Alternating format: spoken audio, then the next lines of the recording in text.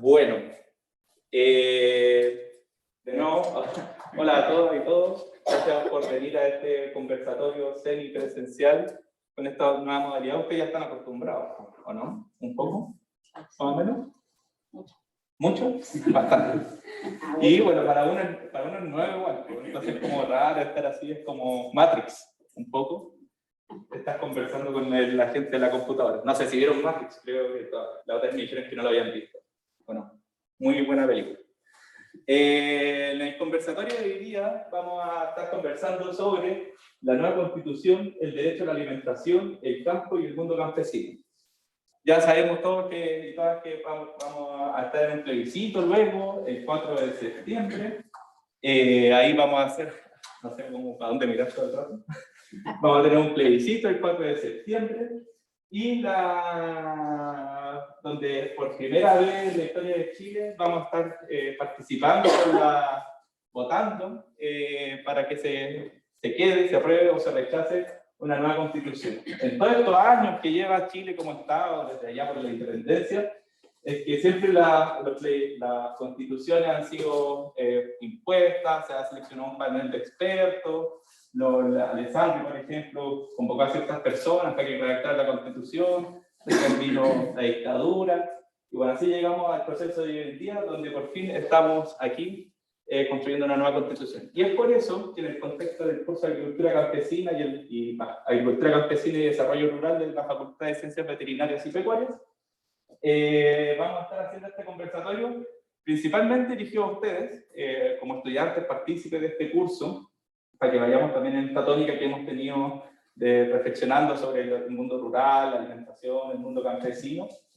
Y bueno, agregamos esta sesión que yo creo que va a ser inédita y única en lo que lleva este curso, porque el próximo año no vamos a estar, no sé qué vamos a estar el próximo año en realidad, pero bueno, esta fue una sesión especial en particular, dado el contexto que estamos viviendo actualmente.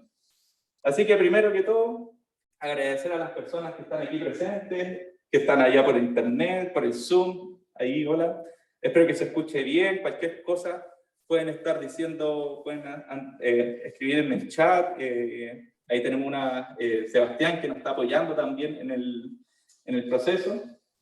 Así que nada, le quería dar las directrices un poco de este conversatorio, cómo van a ser.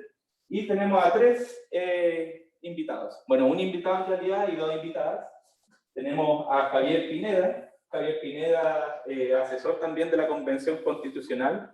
Él en una primera instancia nos va a contar cuáles son los principales cambios que han venido con la Constitución y bueno, respecto a estos temas, porque cambios hay varios, hay muchos. Se está creando una Cámara de las Regiones, entonces esas son cosas como inéditas. Pero nos vamos a enfocar al tema del derecho a la alimentación, las cosas rurales, el mundo campesino.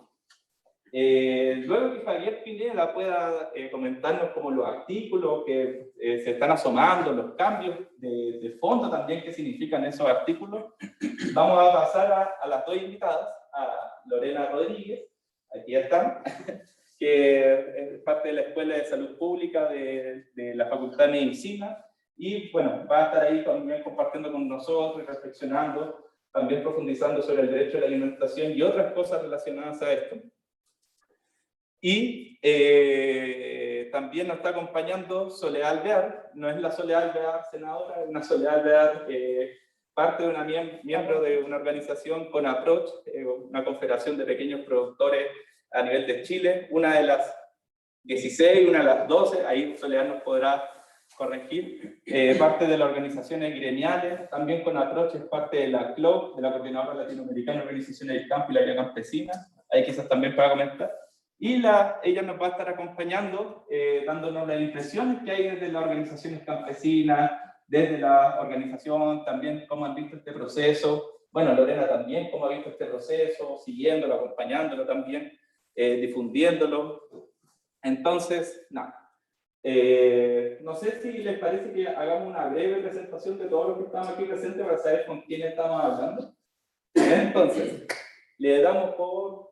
yo ya presenté a los invitados. Bueno, y además, como extra, también se suma Francisco, asesor del convencional también, Nicolás de Melipilla, que también es estuvimos conversando y le dije que íbamos a estar haciendo este conversatorio y vino a participar para que también podamos después ver qué otras cosas podemos hacer en conjunto. Así que este es un proceso que está vivo, que está marchando. Yo creo que todas las manos que quieran como que quieran promocionar una reflexión en torno a este proceso que se está viviendo, yo creo que todas las manos suman. Lo más importante es que leamos, reflexionemos y veamos también qué es lo que queremos y también cuál es nuestra cuota. Yo creo que ahí lo vamos a conversar. ¿Cuál es nuestra cuota en la sociedad que nos imaginamos futuro, del mundo que nos gustaría construir? ¿Cuál es nuestra cuota de responsabilidad? ¿Qué hacemos nosotros también para construir ese mundo? Así que, bueno, yo ya presenté a Jaime, a Lorena, a Nicolás, a Soledad, pero bueno, pasemos hacia los estudiantes. Y bueno, yo, Iván. Hola, yo me llamo Ricardo, voy en tercer año de medicina veterinaria y estoy en el curso de agricultura campesina.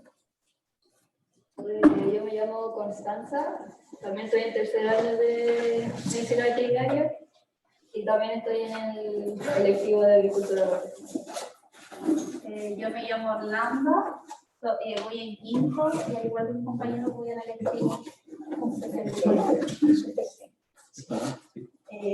me llamo Héctor Elizardo, soy de tercero igual, también estoy en el electivo. Hola, yo me llamo Daniel Peña, voy en tercero también y estoy en el electivo de agronomía. Hola, yo soy Rocío Pérez, voy en tercer año de veterinaria y también estoy en el electivo. Y bueno, esos fueron los estudiantes que están participando desde la carrera de veterinario, pero veamos quiénes están también, esto es como un poco la tómbola, la sorpresa, veamos quiénes están detrás de la pantalla. Bueno, a Soledad ya lo presentamos, las demás personas que no se han aparecido. Señora Inés, ya que la veo sin micrófono, le doy la palabra de Santa Juana, región del Biobío, productora Jimerquén. Señora Inés, estamos presentándonos brevemente. Buenas tardes, soy Neolate, agricultora campesina de aquí Santa Juana. Bien, muchas gracias, señora Inés. Bueno, nosotros estuvimos trabajando y la invité también para que, si quería como enterarse más sobre este proceso. Klaus, por favor. Ahí sí. Hola, Klaus Piebri, soy académico de la Universidad de Chile, miembro de la Cátedra de Agricultura Campesina y he participado en varias cosas con Soledad y otra gente de este grupo. Así que bien, un gusto estar acá. Y no sé si le quiere pasar la pelota, la A bola. Pilar Oviedo, que la veo ahí en la siguiente línea. Hola, buenas tardes a todas y a todos. Un gusto estar aquí. Iván me invitó. Siempre he tenido una particularidad, una particular inclinación por el mundo campesino y hemos trabajado alguna vez juntos y por eso estoy aquí. Me interesa conocer este tema. Muchas gracias. ¿A quién le pasa la palabra?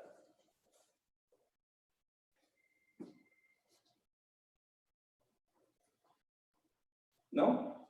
¿Se la paso yo a alguien? Bueno, Sebastián, aprovechando que... Hola, soy Sebastián, soy egresado de la carrera de veterinaria y también estoy trabajando aquí como monitor de sala. Bueno, no sabía que era egresado de veterinaria, pensaba que estaba como más en la onda computación. Bueno, muchas gracias, Sebastián. Paula, por favor.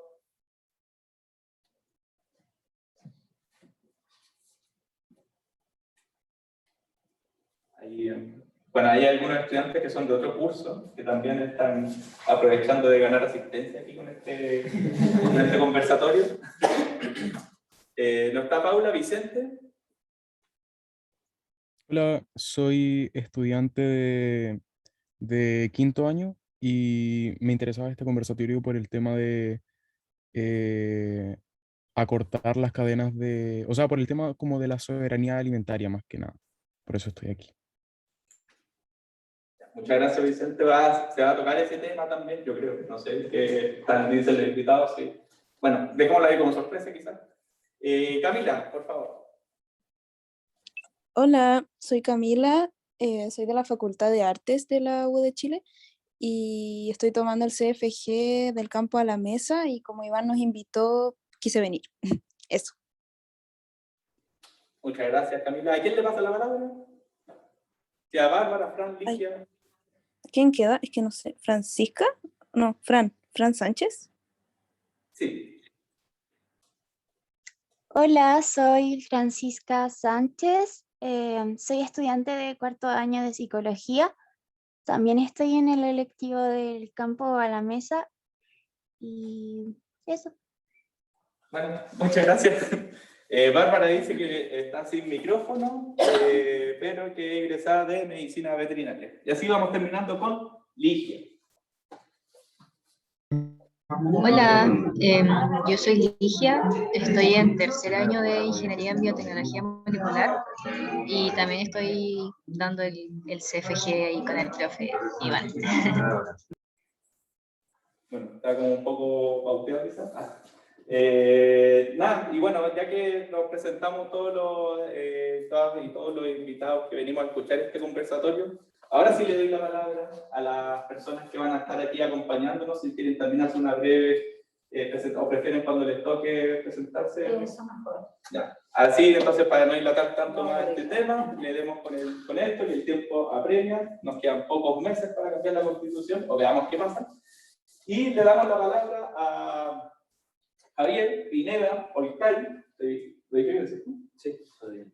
Javier Pineda Olcay, y bueno, ahí nos puedes comentar un poco más quién eres, lo que quieres, a quién asesoras, y las cosas que vienen con respecto a los cambios en estos temas. Así que muchas gracias, Javier. Si se empieza a escuchar medio mal desde el otro lado, nos avisen para hacer las modificaciones correspondientes. Así que, por favor. ¿Ah, la presentación? Sí. Referencial solamente. Bueno, agradecer la invitación al curso. Mi nombre, como me presentaba, es Javier Pineda, soy abogado y especialista en relaciones internacionales de profesión. Soy acá de Pío Nono igual, me tocó visitar estos campos cuando estábamos en la fecha, en 2013-2014. Yo actualmente trabajo con constituyentes de movimientos sociales, con Bastián Lagué y Vanessa Jope, y también de Pueblo Constituyente, donde compartimos ahí con el NICU, trabajo con la Camila Zárate, que era la coordinadora de la Comisión de Medio Ambiente, Derechos de la Naturaleza, Modelo Económico y Bienes Comunes Naturales. Voy a tratar de hablar brevemente, porque ¿cuántos minutos son, Iván? 15, 20, por ahí. Lo primero es tratar de transmitirles cuál es el espíritu de la nueva Constitución. Entonces acá hay una perspectiva que cambia el paradigma en la cual se construye la Constitución de 1980. Una cuestión de diferencias radicales respecto al proceso de quienes escriben la nueva Constitución. Esta es la única Constitución que se ha construido de forma democrática, donde hubo elecciones para elegir a quienes iban a redactar la nueva Constitución y que luego se desarrolla un proceso respecto al cual hay seguimiento sobre el contenido, las discusiones, que tuvo un plebiscito de entrada, elecciones, y ahora va a tener un plebiscito de salida, donde las personas van a poder decidir si es que aprueban o no el nuevo texto constitucional. Hay un primer artículo, que lo vamos a poder ahí ver proyectado, que yo le denomino la columna vertebral de la nueva Constitución, porque nos entrega determinados conceptos que luego nos permiten identificar cuál es el contenido que se traduce en distintas normas y también hacer la comparación respecto a lo que existe actualmente. Entonces ese artículo nos señala que Chile es un Estado social y democrático de derecho, es ecológico, regional, plurinacional e intercultural. Luego en el segundo inciso nos habla de que el fundamento del Estado es garantizar los derechos fundamentales y también hace referencia a que para garantizar esos derechos fundamentales debe proveer de todos los bienes y servicios necesarios para ello, y también tiene esto por finalidad alcanzar determinados valores, como la dignidad, la justicia, la igualdad y la libertad. Entonces, en esa primera definición uno puede hacer una comparación, que por el tiempo solamente voy a dejar los titulares, después si ustedes tienen más dudas podemos profundizar. Pero, ¿qué es un Estado social? Se diferencia del Estado neoliberal o Estado subsidiario. El Estado tiene un rol primordial al momento de garantizar los derechos fundamentales, principalmente los derechos sociales, donde se requiere una actividad por parte del Estado, y eso se traduce en dos tipos de normas que lo vamos a poder reflejar. De cómo se garantizan estos derechos sociales, donde vemos normas de carácter contenido, por ejemplo, derecho a la alimentación. Un primer avance, en la Constitución actual no hay derecho a la alimentación. En la nueva Constitución sí se plantea el derecho a la alimentación. Y la perspectiva en la cual se plantea es como un derecho social, que tiene más contenido, ahí lo vamos a revisar.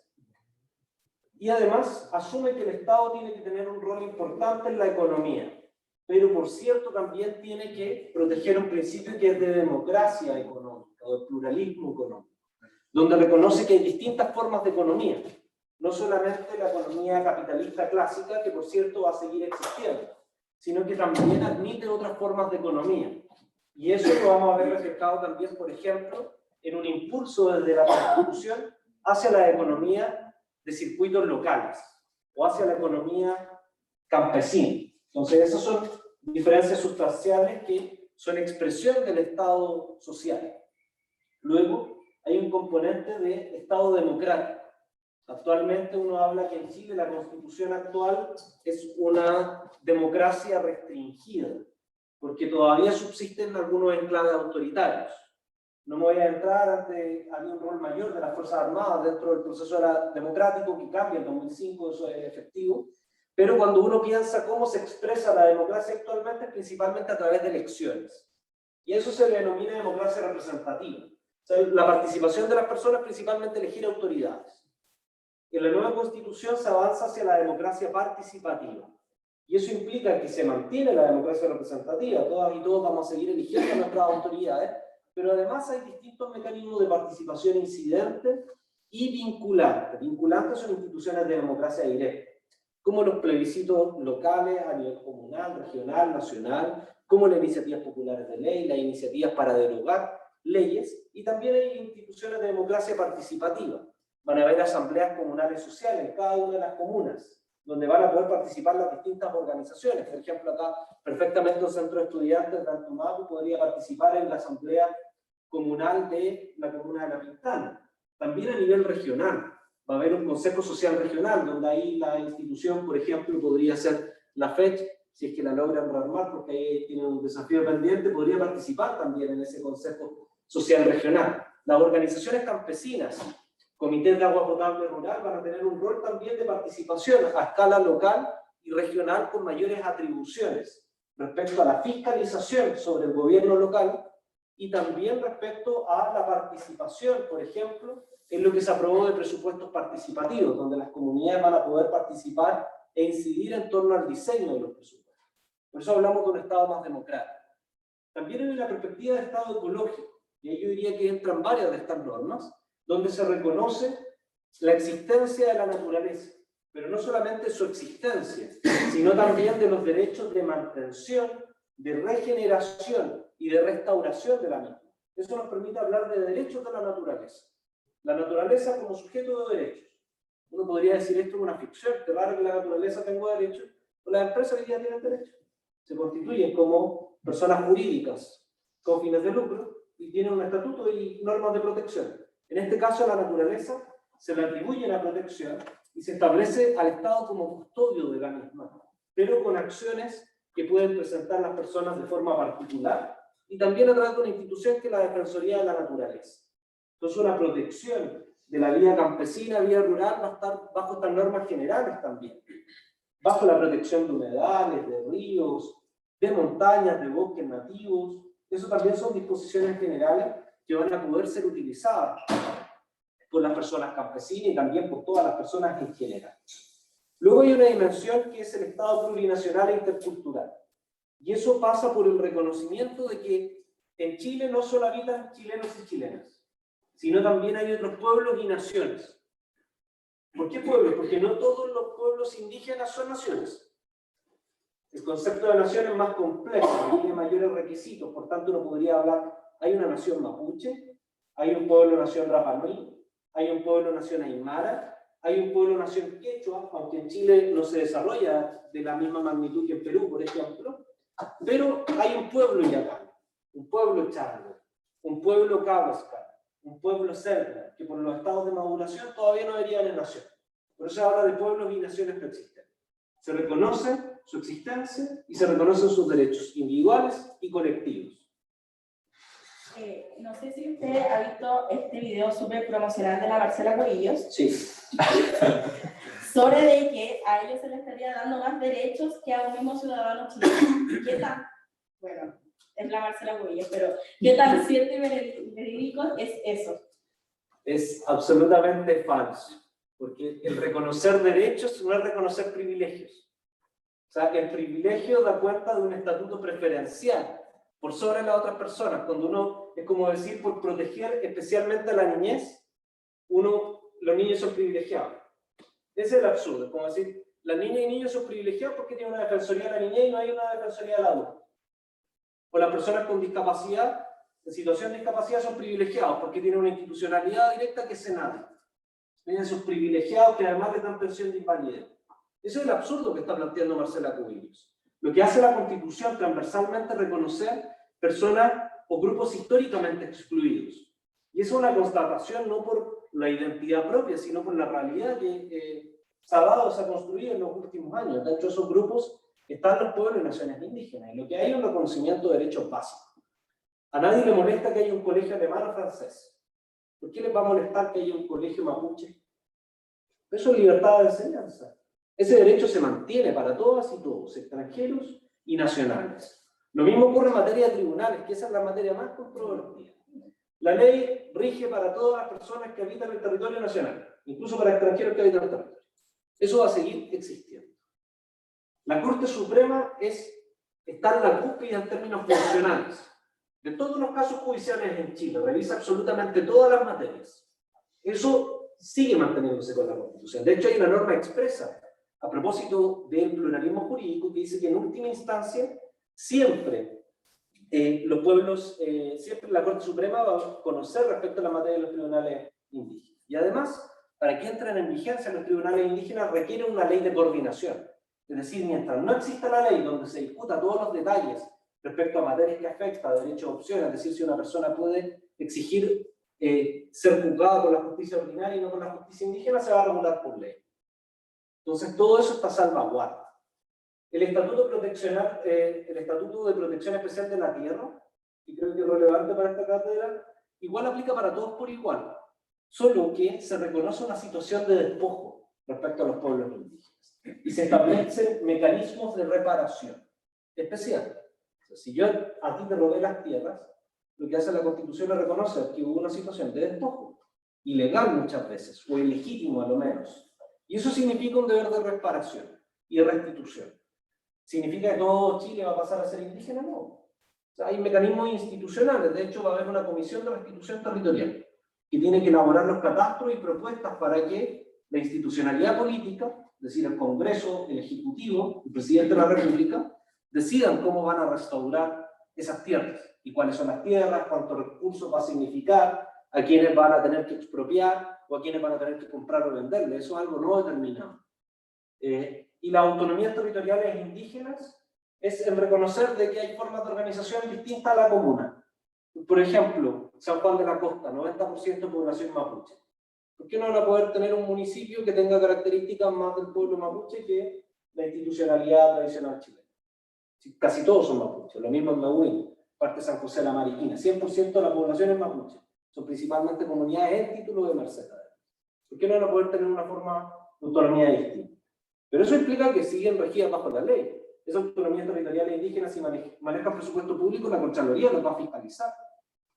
Los principios de transparencia y probidad también van a aplicar esa institucionalidad. Solo permitirles tener formas distintas, que para el pueblo Rapa Nui es mucho más fácil.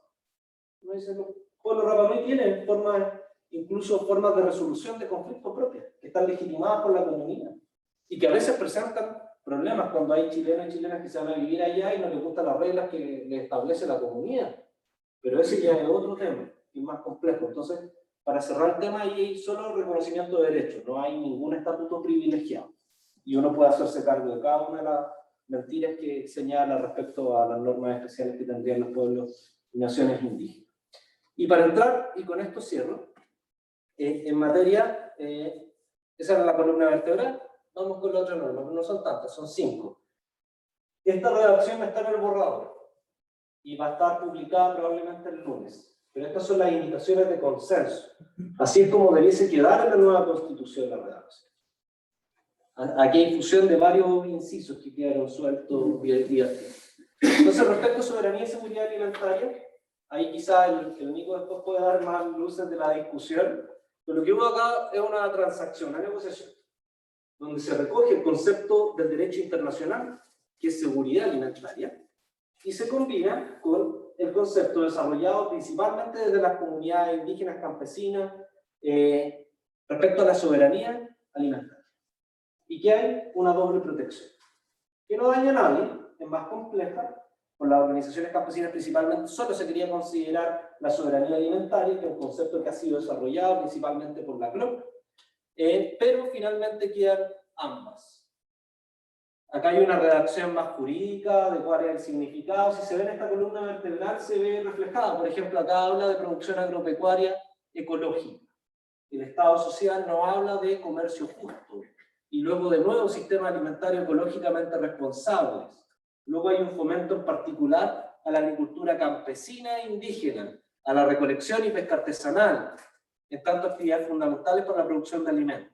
Luego además se reconoce una norma que esta fue impulsada principalmente por organizaciones patrimoniales, del patrimonio culinario y gastronómico del país. Entonces este es un artículo sobre soberanía y seguridad alimentaria que agarra algunas disposiciones que estaban en la norma de soberanía alimentaria y también otras del derecho a la alimentación. Y lo que hace es reestructurarla bajo esta forma. Sí, solo una duda de otro, que justo venía leyendo y encontré ese artículo y lo veo que está en el Estatuto Constitucional de Aguas. Justo en el artículo 17 sale el primer párrafo. Entonces, no me cuadra que esté ahí, porque arriba están los planos de ordenamiento, áreas protegidas. No, mi tema, o sea, mi duda es cómo se ordena. Esto se va todo a derecho a la alimentación. Van a estar en derechos fundamentales. Esa es la estructura que definió la Comisión de Armonización. Entonces, de hecho, pasemos al otro artículo, porque van a ir todos juntos. Este es el primero, que encabeza, luego viene el 2, que nos dice: el Estado garantiza el derecho de campesinas, campesinos y pueblos y naciones indígenas al libre uso e intercambio de semillas tradicionales. Esa es la forma en que yo protegía la semilla tradicional. Este es un artículo más declarativo, en términos del componente de la importancia de la semilla. No tiene un deber del Estado concreto más allá de, por ejemplo, uno podría decir desarrollar una ley. O cuando se vaya a instalar Monsanto, uno decir, mira, acá hay una disposición constitucional que impide el monopolio de las semillas por parte de una empresa transnacional. Ahí entraría la discusión más jurídica, pero lo importante es reafirmar de que existe una semilla tradicional y que no puede llegar cualquier mercado a despojar a campesinos y pueblos indígenas, que son los que principalmente hacen uso de estas semillas. Pasemos al 3, por favor. Y acá quedó derecho a la alimentación. Si se ven, hay algunos elementos que en el borrador fueron sacados de derecho a la alimentación, lo transfirieron a soberanía alimentaria, y derecho a la alimentación queda de esta forma. El estándar clásico de derecho a una alimentación adecuada, saludable, suficiente, nutricionalmente completa y pertinente culturalmente. Derecho comprende la garantía de alimentos especiales para quienes lo requieran por motivos de salud. El Estado garantiza en forma continua y permanente la disponibilidad del acceso a los alimentos que satisfagan este derecho, especialmente en zonas aisladas geográficamente. ¿Qué importancia tiene? Porque aquí uno lo podría combinar. Una comunidad en la Huayteca que no está recibiendo alimentación saludable, por ejemplo, uno podría decir. ¿Sabes que tiene un problema de acceso a fruta y verdura? Que no están llegando, que son muy caras y el Estado no quiere subsidiar. Podrían presentar un recurso judicial para hacer valer el derecho a la alimentación saludable. Entonces, que exista este derecho no es solamente declarativo. Este derecho sí va a ser fundamental porque permite hasta la judicialización. O sea, establecimientos educacionales. La crítica que se ha hecho una vez por el estilo de alimentación. Uno podría agarrar todos los menús y decir, mira, este menú, especialistas médicos que digan, oye, este menú no es nutritivo, un abogado presenta una tutela de derechos fundamentales y podría obligar al Ministerio de Educación a rehacer el menú, cuestión de que cumpla con estos criterios de alimentación. Lo mismo los alimentos establecidos en los consultorios, los spam. Uno podría decir, ¿sabes qué? Los componentes nutricionales son bajos, el Estado podría decirte, ¿sabes qué? Que me sale más barato que comprar un alimento con mayor calidad, bueno, tiene que invertir más. Y ahí se relaciona con otros derechos que es el principio de progresividad. Entonces así vamos viendo cómo un derecho, luego hay herramientas para hacerlos valer a través del distinto entramado constitucional. ¿Hacemos el otro? Bien. Luego, relacionado más accesoriamente, pero esta ya es la dimensión del ordenamiento territorial y de Estado regional, es que hay un reconocimiento de la ruralidad. Eso es un elemento importante, yo diría que ahí es un triunfo de los constituyentes y las constituyentes que provenían de zonas rurales con el conjunto de organizaciones que los arropaban, de instalar el tema de la ruralidad, sobre todo en términos de conectividad. Y esto es un elemento particular porque siempre se habla de los territorios especiales, o sea, uno se imagina dónde cuesta acceder, en la Pampa Hernández, la Antártica chilena, y uno se imagina islas. Pero si uno piensa y analiza todas las regiones, pero principalmente desde la región de Coquimbo, de Valparaíso, de O'Higgins, Maule, Biobío, Araucanía, y muchas zonas rurales completamente aisladas, que te demoras horas en llegar, caminos en malas condiciones, alejamiento de todos los núcleos de circuito a pesar de no tener tanto kilometraje. Entonces este es un mandato a la conectividad, a destinar presupuestos concretos desde el Estado regional o desde el Estado central para hacerse cargo de esas condiciones de alejamiento. Y el otro, por favor. Y el otro también acá se reconoce una forma de organización que se da en las zonas rurales. Y entender que las características de las juntas de vecinos de zonas rurales o comunas que tienen zonas rurales distintas a las de zonas urbanas. Por tanto, se les permite y se les fomenta, esto va a tener reconocimiento clave que en la práctica existe, de hecho, pero este reconocimiento constitucional les va a permitir, por ejemplo, un fondo de proyectos diferenciados. O sea, distinta es la realidad que enfrenta una junta de vecinos rural, donde quizás requiere más recursos para poder movilizarse, porque no andar caminando de un lado al otro, a diferencia de las juntas de vecinos urbanas, que uno diría como el concepto de movilización no necesario, si uno caminando puede cubrir todo el territorio. Entonces son bajadas prácticas de qué implica un reconocimiento con estas características. Entonces el componente de ruralidad también está presente, así que en síntesis, como el concepto de Estado social significa reconocer determinados derechos, como es el derecho a la alimentación, con un mandato claro al Estado, para que lo cumpla. El Estado democrático da cuenta de la participación de las comunidades dentro de la toma de decisiones, y también de las formas de producción que tienen las distintas organizaciones. Por eso hay un impulso a la ruralidad, a las comunidades rurales, a toda forma de organización, para que pueda participar activamente, como son las juntas de vecinos rurales, etc. Luego el Estado ecológico también nos plantea una forma de producción. O sea, no solo por producir en el campo fuera, per se, sino que también tiene que ser bajo determinados criterios, ecológicamente responsables, sustentables, que son los conceptos que ocupa la Constitución. Y también en el campo hay un componente importante relacionado a la plurinacionalidad e interculturalidad, porque hay muchas, a veces, cruces de personas campesinas e indígenas, sobre todo en la zona sur, pero también, si uno mira la agricultura que se desarrolla en la zona norte, también es principalmente por personas indígenas. Por tanto, ese componente que no es absolutamente idéntico, no por ser campesino uno es indígena, ni por ser indígena es campesino, pero sí hay una relación de sincronía en muchos casos. Por tanto, esa identidad, el estatuto de protección a la semilla, en términos de reconocimiento del derecho a las tierras, pasa por reconocer también esa dimensión. Así que ahí me quedo con la exposición. No sé si después al final pasamos a preguntas. Sí, bueno, muchas gracias, Javier. De todas maneras, voy a exaltar, no sé cuál es la palabra que estoy buscando otro día, pero esto es un conversatorio, así que podemos conversar. Entonces, así como la compañera Betsabe,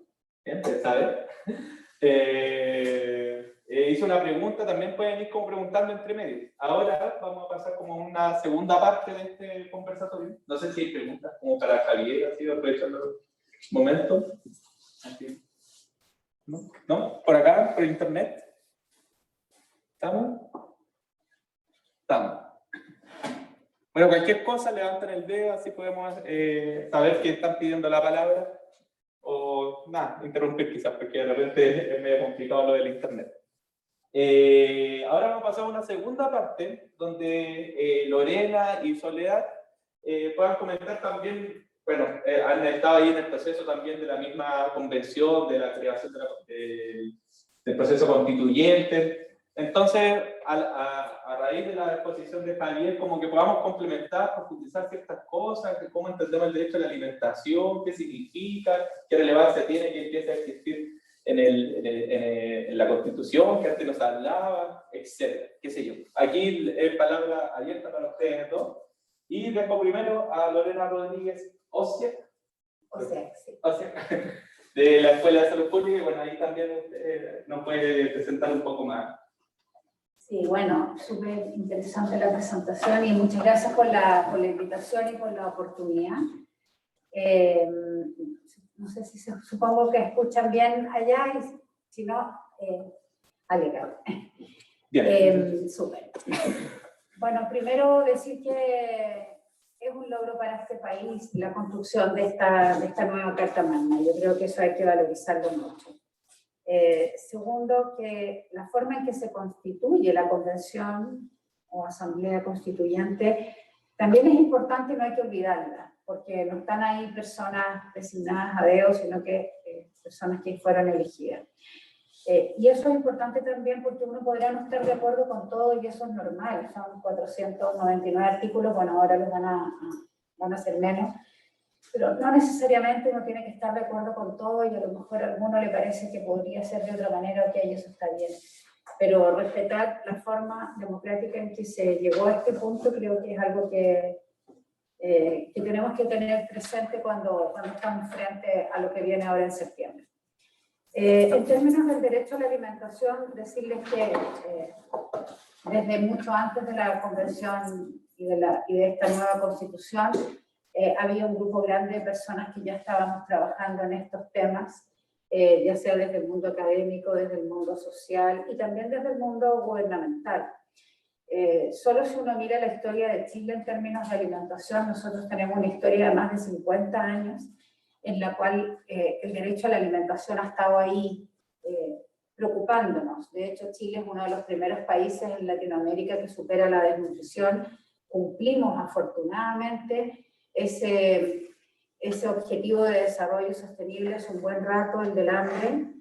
Sin embargo, tenemos un nuevo desafío y seguro ustedes ya habrán escuchado que en Chile las cifras de obesidad sobrepasan, entre obesidad y sobrepeso, el 70% de la población, y esto no solo afecta a los adultos, afecta a los niños más pequeños, y hay cifras que son muy fidedignas que el mismo gobierno recoge, el mismo Estado recoge, que nos muestran que los niños menores de 6 años sobre el 10% son obesos, y sobre el 30% son obesos o sobrepeso. En la edad escolar, un poquito más grande, sobre el 50%, bueno, y esto en la edad adulta, como ya les decía, sobre el 70%. Entonces, si bien es cierto que superamos la desnutrición y el hambre en cantidad, lo que tenemos es un hambre cualitativa, es decir, estamos consumiendo más alimentos de mala calidad nutricional. Eso entonces significa que aunque hemos avanzado mucho en derecho a la alimentación, hay un aspecto más complejo de avanzar que es este de la calidad.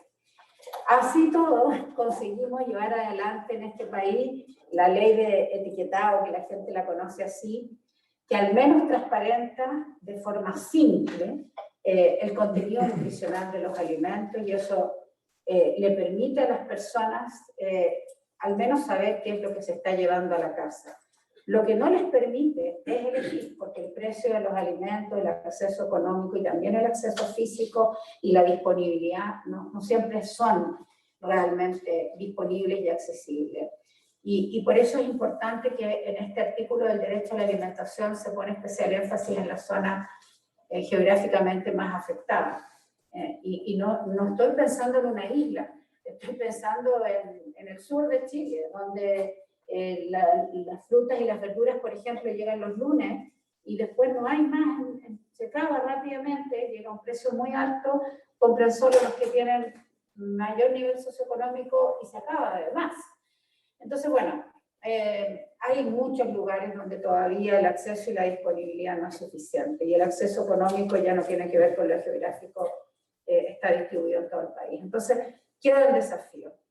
Esa ley de etiquetado, que no es solo etiquetado, también prohibió la publicidad dirigida a niños de los alimentos no saludables y su venta en escuela. Costó 10 años sacarla, y costó 10 años porque hubo que fundamentarle, volverla fundamental para poder conseguir avanzar con un artículo o un grupo de artículos como esto en la Constitución. Yo estoy segura que habría sido mucho más fácil. Había ahí un derecho que se estaba vulnerando, incluso se podría haber judicializado, como ya nos explicaba el compañero. Entonces, el mismo grupo que hemos trabajado durante años en los programas alimentarios nacionales, estatales, y también en esta ley de etiquetado, estábamos diciendo, necesitamos avanzar más rápido, porque el problema no está solucionado, está empeorando incluso, y para eso se necesita que nuestra Carta Fundamental lo incorpore. Así es que yo creo que es un logro. Nosotros fuimos más de una vez a defender a la Convención este tema, estuvimos trabajando también con un grupo de convencionales, Bastián, entre ellos, y también, se me fue el nombre ahora, tengo su cara, pero bueno, ya me voy a acordar, con más de un convencional o una convencional que estaban defendiendo este tema, así que estamos súper contentos que haya quedado, y quedó muy parecido a lo que habíamos propuesto también, el hecho que haya quedado un artículo separado, el derecho a la alimentación y la seguridad y soberanía. No sé mucho, pero esos dos artículos conversan todo el rato. Entonces, como ustedes saben, todo esto que queda en la Constitución va a tener que bajar, va a tener que implementarse a través de leyes, de programas, de estrategias, bueno, de planes de acción que los gobiernos van a tener que llevar adelante, y probablemente la seguridad alimentaria está, diría yo, totalmente tragada por el derecho a la alimentación. La soberanía alimentaria no tanto. Creo que me parece bien que haya quedado separado porque se explicita una forma. La soberanía va más allá que solo tener alimentos de buena calidad, nutritivos, etc. La soberanía tiene que ver con decisiones, tiene que ver con cómo se toman ciertas decisiones. Entonces no me parece mal. Y si la negociación hizo que tuviera que quedar pegado a seguridad para que no sonara tan duro, está bien. Pero yo creo que el de seguridad se lo traga 100% el de derecho. Pero bueno, no importa, yo creo que en algún momento cuando se hagan las leyes o los reglamentos o los programas, habrá que tener en vistas estos temas, porque probablemente el de la soberanía va a requerir una estructura legal y programática distinta al de la seguridad misma. Pero son detalles súper técnicos que tampoco vale la pena enredarlos. De repente uno se queda pegado en esas cosas y no avanza en lo que tiene que avanzar. Así es que, para no alargarme y dar paso a más, desde el punto de vista de quienes habíamos estado trabajando en la Cátedra de Agricultura Campesina y Alimentación, también en el Grupo Transdisciplinario Obesidad de Poblaciones de la Universidad de Chile, en otros grupos que tenemos con Asociación de Ferias Libres, con Mujeres Campesinas en Anamuri, con la CODEMA hace mucho rato, en el canal del Observatorio Agroalimentario y Pesquero también, porque no es solo agrícola, ¿cierto? Ni pecuario, sino que también pesquero. Es una muy buena noticia y bueno, y habrá que seguir trabajando. Esto lo que hace es armarnos un camino largo de trabajo, partiendo, yo creo, por una ley de alimentación y nutrición. Ojalá no se llame solo ley de seguridad alimentaria y sea más completa que eso. Por ahí hay una ley de seguridad alimentaria que ya propusieron algunos parlamentarios y bueno, la estamos revisando. Los nombres no son menores, y solo quiero dar un ejemplo y con esto sí termino. Los nombres no son menores. Elige Vivir Sano marcó una forma, marca una forma, le pone a la gente en los hombros una tarea. Una ley de alimentación y nutrición lo piensa desde otra perspectiva. Aquí el Estado tiene una responsabilidad de cambiar los entornos alimentarios y aquellos determinantes sociales que condicionan nuestra situación alimentaria y nutricional en el país. Esto no es como las personas solas eligen. Entonces, por eso que me parece importante que cuando uno pone nombres a las cosas, los nombres de verdad digan lo que queremos que digan y los contenidos que van a tener ese tipo de de programas, proyectos, leyes, regulaciones, etc. Así que, bueno, eso, perdón que me alargué un poco. Muchas gracias, Lorena. Claro que faltan todo lo que está apareciendo ahora en el borrador de la nueva Constitución y, bueno, prontamente en la propuesta definitiva.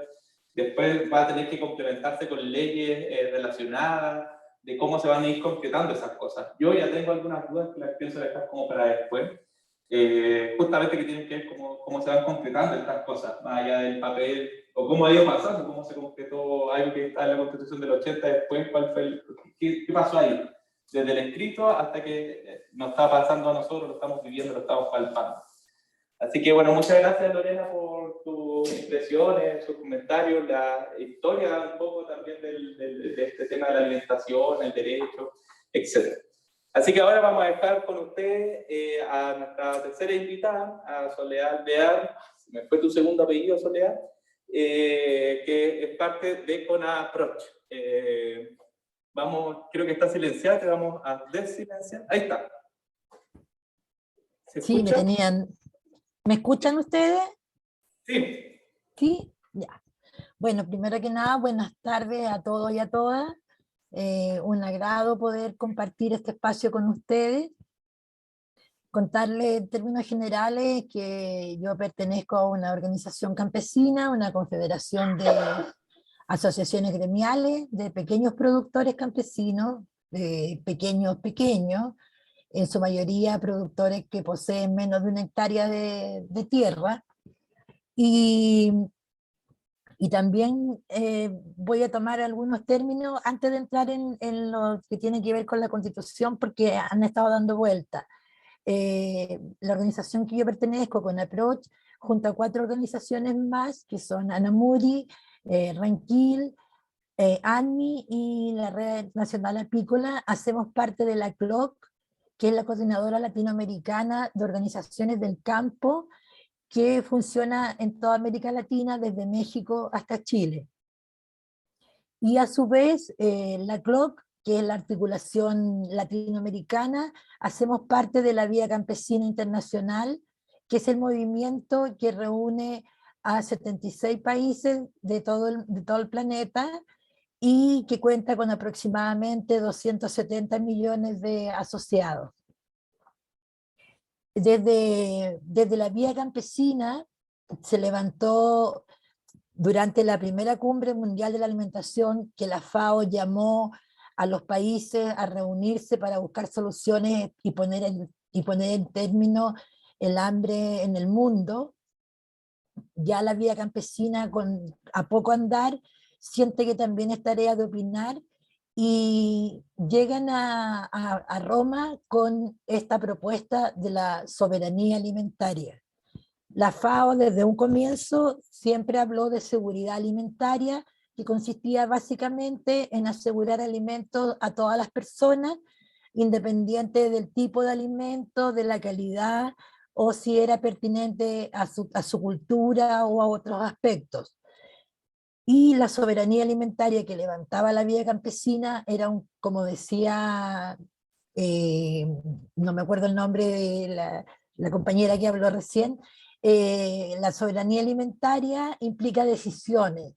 Es una mirada más integradora desde un aspecto político, es ser soberanos en todos los aspectos, o sea, en producir, yo tener la decisión de qué producir de acuerdo a mis costumbres, de acuerdo a mi cultura gastronómica, y también de acuerdo a mis capacidades. Y se señala como instrumento para trabajar la soberanía alimentaria, se define que es la agroecología la solución. Desde ahí se levanta todo este trabajo de unir la agroecología con la soberanía alimentaria, y desde el año 96 que está dando vuelta en el ambiente. En los últimos años la FAO a duras penas ha más o menos reconocido en algunas ocasiones el concepto de soberanía alimentaria. Oficialmente no lo ha hecho, pero sí lo deja estar presente, digamos, en las discusiones. Ahora, nosotros como Club Chile, que somos estas 5 organizaciones, junto a 7 organizaciones nacionales más, formamos lo que se llama el Grupo de los 12, que fue los que empezamos a trabajar por el tema constitucional, recogiendo y pudiendo sistematizar qué queríamos, qué esperábamos nosotros de la Constitución, dónde queríamos estar incluidos y cómo queríamos estar incluidos. A poco andar nos pudimos hacer un grupo más grande con CODEMA, esta Corporación Observatorio de la Alimentación, donde está la Confederación de Cooperativas, donde están los pequeños pescadores y donde está también las ferias libres. Armamos ahí un grupo mucho más grande, empezamos a compartir nuestras demandas, nuestras necesidades, y para nosotros, en términos generales, recogiendo que dentro de la Constitución, como decía Javier, hay muchos elementos que nosotros consideramos que son valiosos que estén. Nosotros recogemos 9 elementos que son los que nosotros llevamos el trabajo desde el primer minuto y por el que nos jugamos todo. Uno tiene que ver con que se reconoce, el Estado reconoce la ruralidad como una expresión territorial, donde las formas de vida y de producción se desarrollan en relación directa de las personas y las comunidades en que viven. Ese es un elemento que para nosotros nos parece fundamental, que por primera vez se reconozca que hay otra forma de vida que la de la ciudad. El segundo elemento es el Estado y las entidades territoriales facilitarán la participación de las comunidades rurales a nivel local y regional en el diseño e implementación de programas y políticas públicas. Que eso, bueno, también tenemos que ver, como un poco señalaba Javier, va a depender de cómo se baje esto transformado en ley, en política, en programa, en fin. El tercer elemento tiene que ver con el fomento a los mercados locales, las ferias libres y los circuitos cortos de comercialización, y el intercambio de bienes y productos relacionados a la ruralidad. Entonces, por ejemplo, nosotros durante los últimos años, con todo el tema de las semillas que ha estado dando vuelta y este famoso TPP que nos va a dejar absolutamente desprovistos de semillas, los trasquintu o intercambios de semillas, que son una tradición del pueblo mapuche que se realizan en muchas organizaciones, estaban siendo,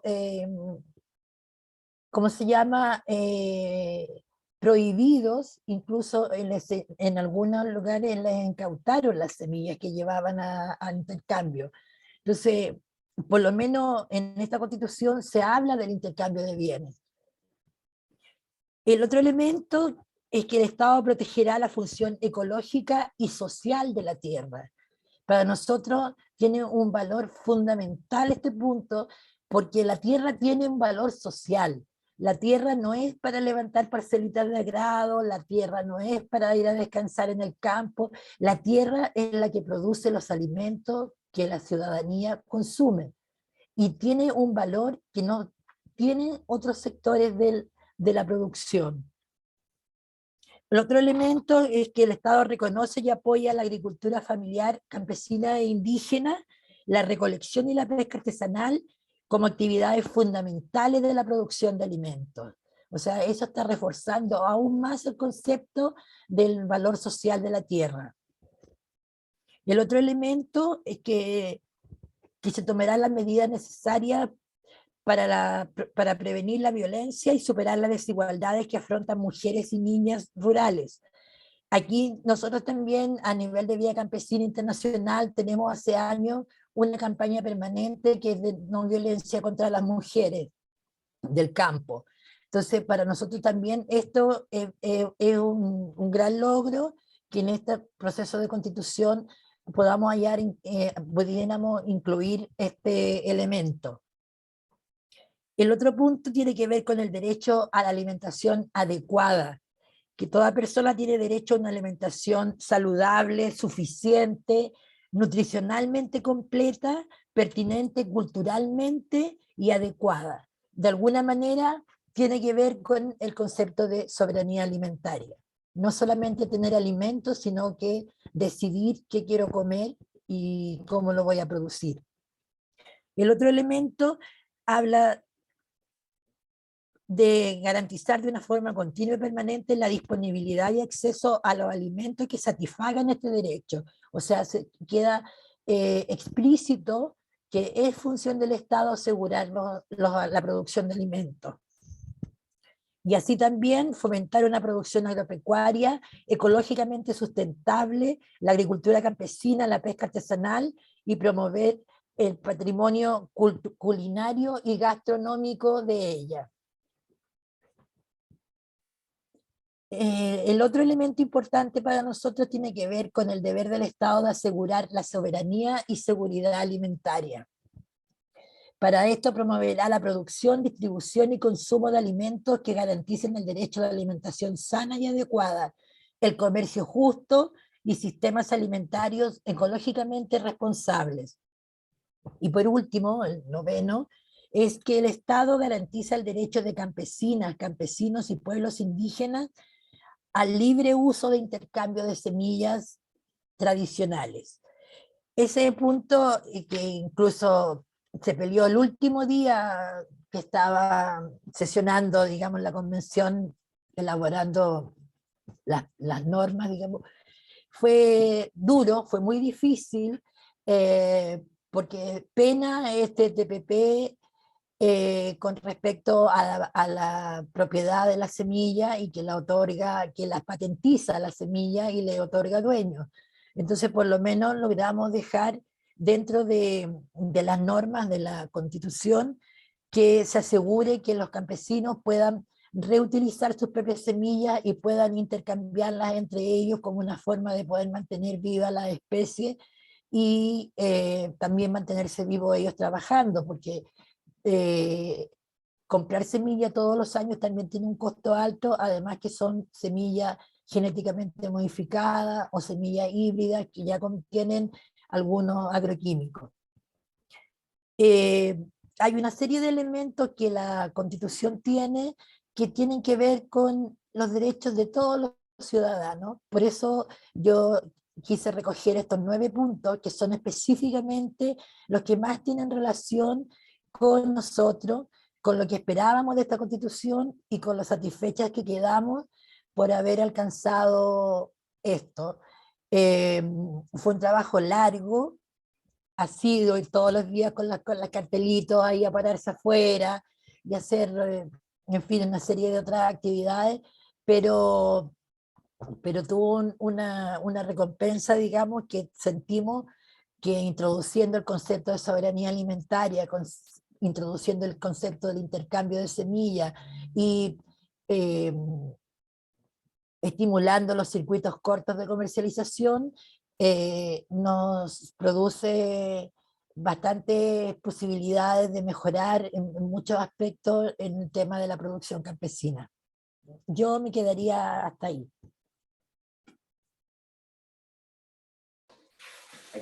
Muchas gracias por los comentarios, Soledad. Y bueno, sí, yo creo que como ha sido la tónica de esto, se han introducido muchas cosas que antes no se hablaban, no existían. Los circuitos cortos, la soberanía alimentaria, la parte como ecológica también, la responsabilidad del Estado con respecto a fomentar. Creo que al inicio de esto va a empezar diciendo que esta Constitución se crea en un contexto de crisis climática, entonces como también el contexto donde se está quedando también a ese contexto que está respondiendo y también a lo que pasó con las movilizaciones del 2019 que dieron origen a esta Constitución. Vamos a hacer una pequeña parada porque también queremos ver si Nicolás nos quiere comentar algo, pero no sé, la gente que está ahí por el internet o aquí los estudiantes o Juan José. Si alguien quiere comentar algo, preguntar algo, si salen dudas de concepto, dudas puntuales con respecto al proceso constituyente, pueden aprovechar de hacerla aquí, ahora, o callo siempre. No, vamos a dar más momentos para conversar. Por favor. Tengo una duda, pero está dentro del proceso constituyente, pero a la vez no, es sobre el TPP-11. que así como a grandes rasgos, ¿qué significa el TPP-11, al menos para el país, la nueva constitución? No sé si Soledad quiere como abordar lo del TPP y acá Nicolás, Javier pueden como ver si eso está relacionado a las discusiones que están en la misma convención para la propuesta constitucional. Soledad. Ahí sí, ahí sí. Bueno, lo que pasa es que el TPP-11 sigue durmiendo, pero siempre cada cierto rato resucitando y pasando de nuevo a sala, qué va a pasar, qué no pasa. El tema está que solamente con el derecho del intercambio de semillas entre campesinos, pueblos indígenas, nosotros podemos poner a salvo una parte que es importante para nosotros, que tenemos semillas y que las queremos seguir manteniendo, pero el TPP-11 está ahí esperando ser votado, y hasta el momento, de todas las veces que se ha podido un poco visualizar cómo vienen las cosas en la votación, una votación que está ganada, o sea, el TPP-11 lo aprobarían. Y yo no sé si saben de qué se trata el TPP o es solamente contarles lo que está. Así como, porque igual sé que es un poco largo, pero a grandes rasgos, así como para informar sobre el TPP-11. Bueno, básicamente el TPP-11, así como muy a grandes rasgos y muy hacia la chilena, considera que las semillas pueden ser, serán patrimonio de los pueblos, pero también las industrias semilleras son parte de los pueblos. Por lo tanto, ellos, como están haciendo una inversión grande en variedades, en mejorar ciertas especies, consideran que deben ser dueños de sus patentes. Y el TPP-11, en síntesis, lo que busca es patentar las semillas y que cada vez que uno las pueda usar una sola vez comprándolas y no las puede reutilizar. Una, porque la mayoría de estas semillas van a ser infértiles, han trabajado mucho en lo que se llama la tecnología Terminator, que hacer semillas infértiles que duran una sola vez, pueden sembrarse solo una vez y después ya no producen nada, como también vendiendo los paquetes tecnológicos, la semilla que va agregada al fertilizante, al desinfectante, al abono foliar y a todos los otros elementos. La industria semillera considera que eso debe ser compensado, por lo tanto ellos venderían la semilla, y para eso ellos empezaron hace años un trabajo de marcadores genéticos que se llama, que cada semilla tiene un marcador genético que la identifica. Por lo tanto, si a mí me descubren que estoy sembrando una semilla que pertenece a Monsanto, por ejemplo, ellos fácilmente van a poder determinar que eso es así, porque van a poder tomar la semilla y buscar el marcador genético que la identifica como propiedad de ellos. El TPP considera medidas serias, o sea, no solamente multas, sino que hasta penas de cárcel por el tema de trabajar o usar semillas que estén patentadas y no pagar el derecho por su uso.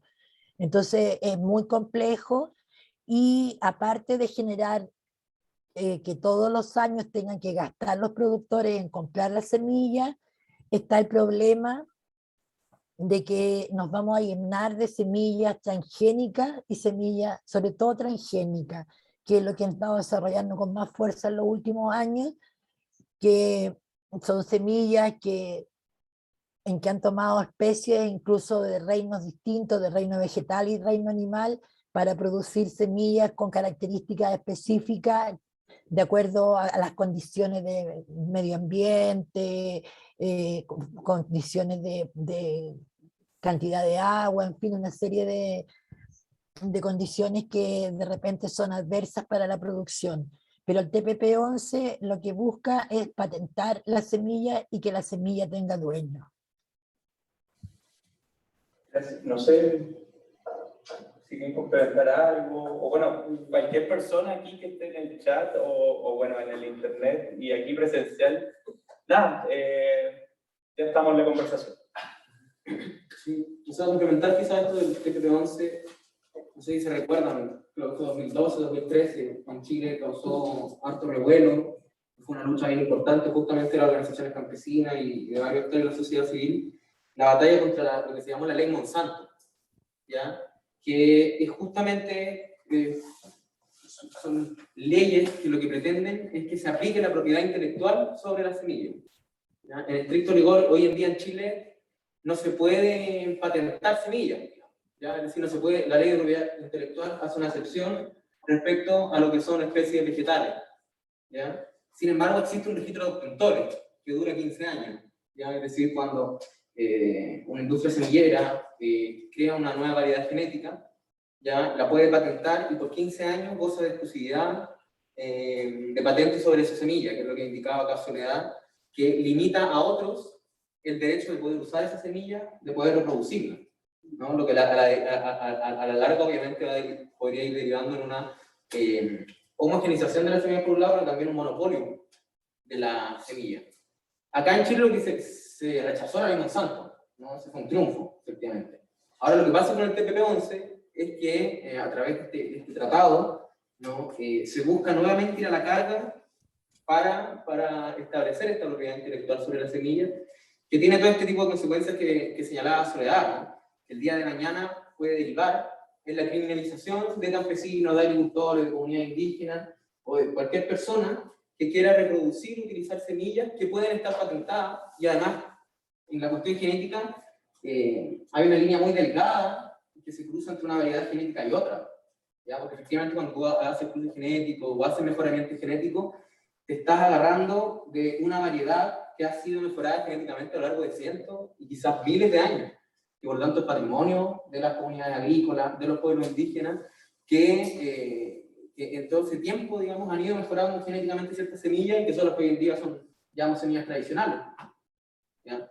Entonces, eso es un poco el riesgo que significa el TPP-11 para el país, y a través del artículo de semilla, claro, acá Javier señalaba, es más bien declarativo, ¿ya? Pero es lo que se pudo lograr en este proceso constitucional y es lo que nos permitirá el día de mañana, o sea, agarrarnos de eso, ¿ya? Para tratar de prevenirnos lo que puede ser una nueva ley Monsanto o esta cláusula del TPP-11 que hace relación a la semilla. Y eso sobre la semilla. Sí. Yo complementaría con una mirada más general del TPP, en la forma, el origen del TPP es una política exterior desde los Estados Unidos. Porque hizo 3 propuestas que son del gobierno Obama. Por eso quedaron medio frenadas en el gobierno de Trump y ahora se están reviviendo por Joe Biden, donde planteaba grandes tratados de libre comercio que unificaran las condiciones comerciales bajo las cuales se desarrollaban determinados mercados. Entre eso el de la semilla, pero también otros mercados. Entonces la dinámica que tiene el TPP es que era para la cuenca del Pacífico, y el TPI era para Europa, y el TISA era para los servicios agrícolas. Es como reglas legales para que todos los países que suscribieran este tratado aplicaran las mismas reglas en materia comercial. Ese era el objetivo. Y de alguna forma el componente geopolítico era excluir a China de esta negociación, cuestión de que fuera más difícil los procesos de asimilación y los procesos de negociación.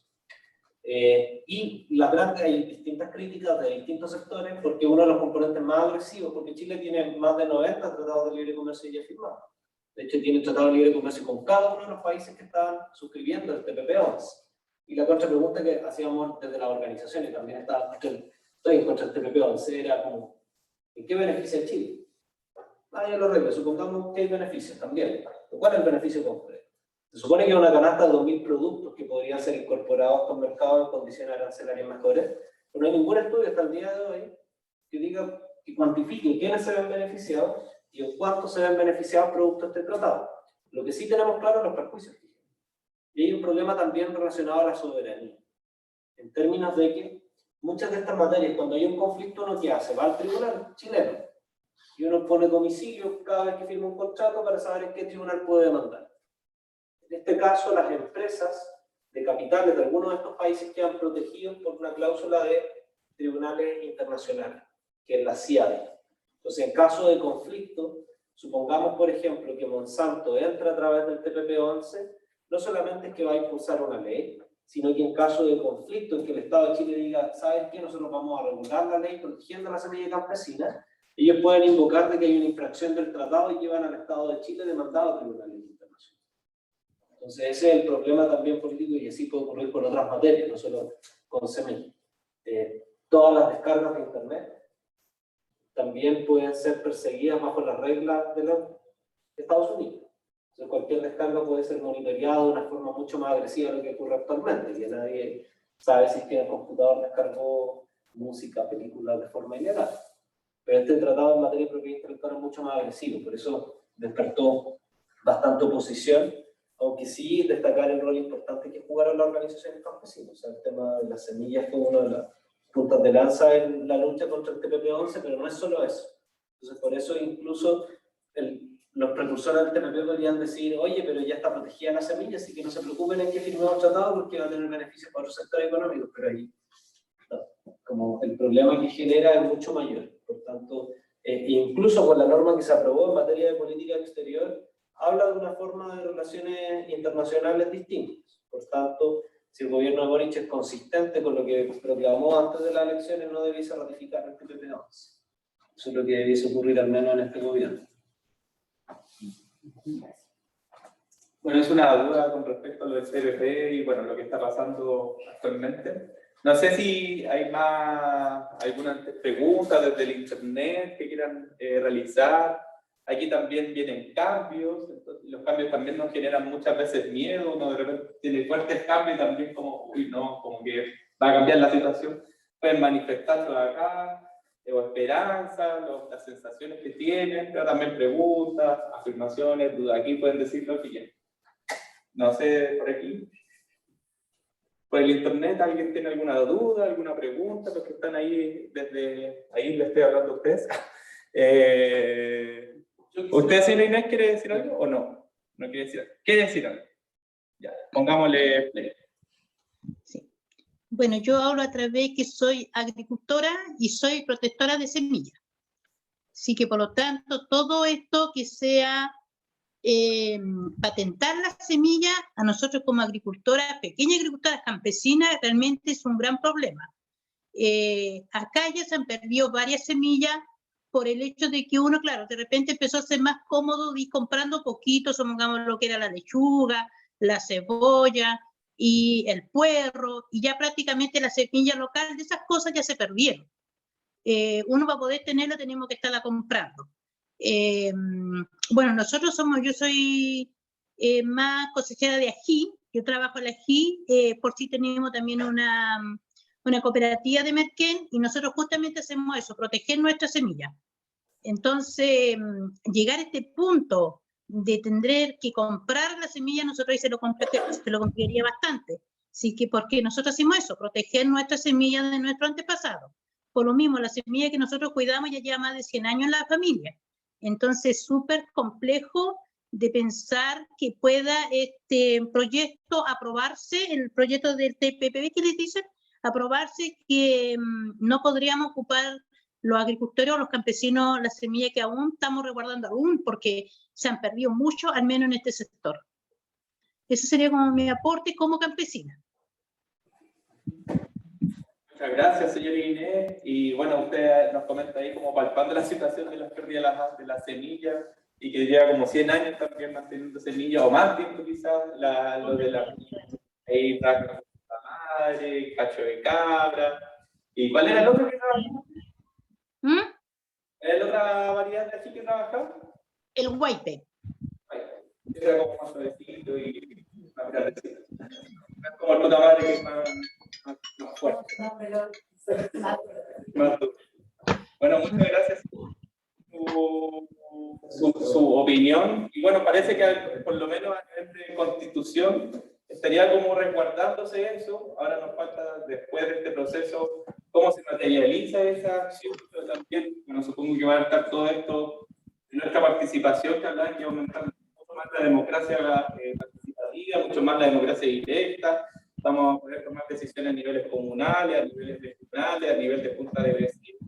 Y que ha estado presente, no sé si presente, pero como proponer políticas públicas en la medida que nos juntemos un grupo y digamos, oiga, hagamos tal cosa, protejamos más la semilla todavía. Klaus, creo que quería decir algo, o aquí había alguien que quería decir algo. ¿Tú? ¿No? Yo quiero complementar algo, pero cuando... Ya.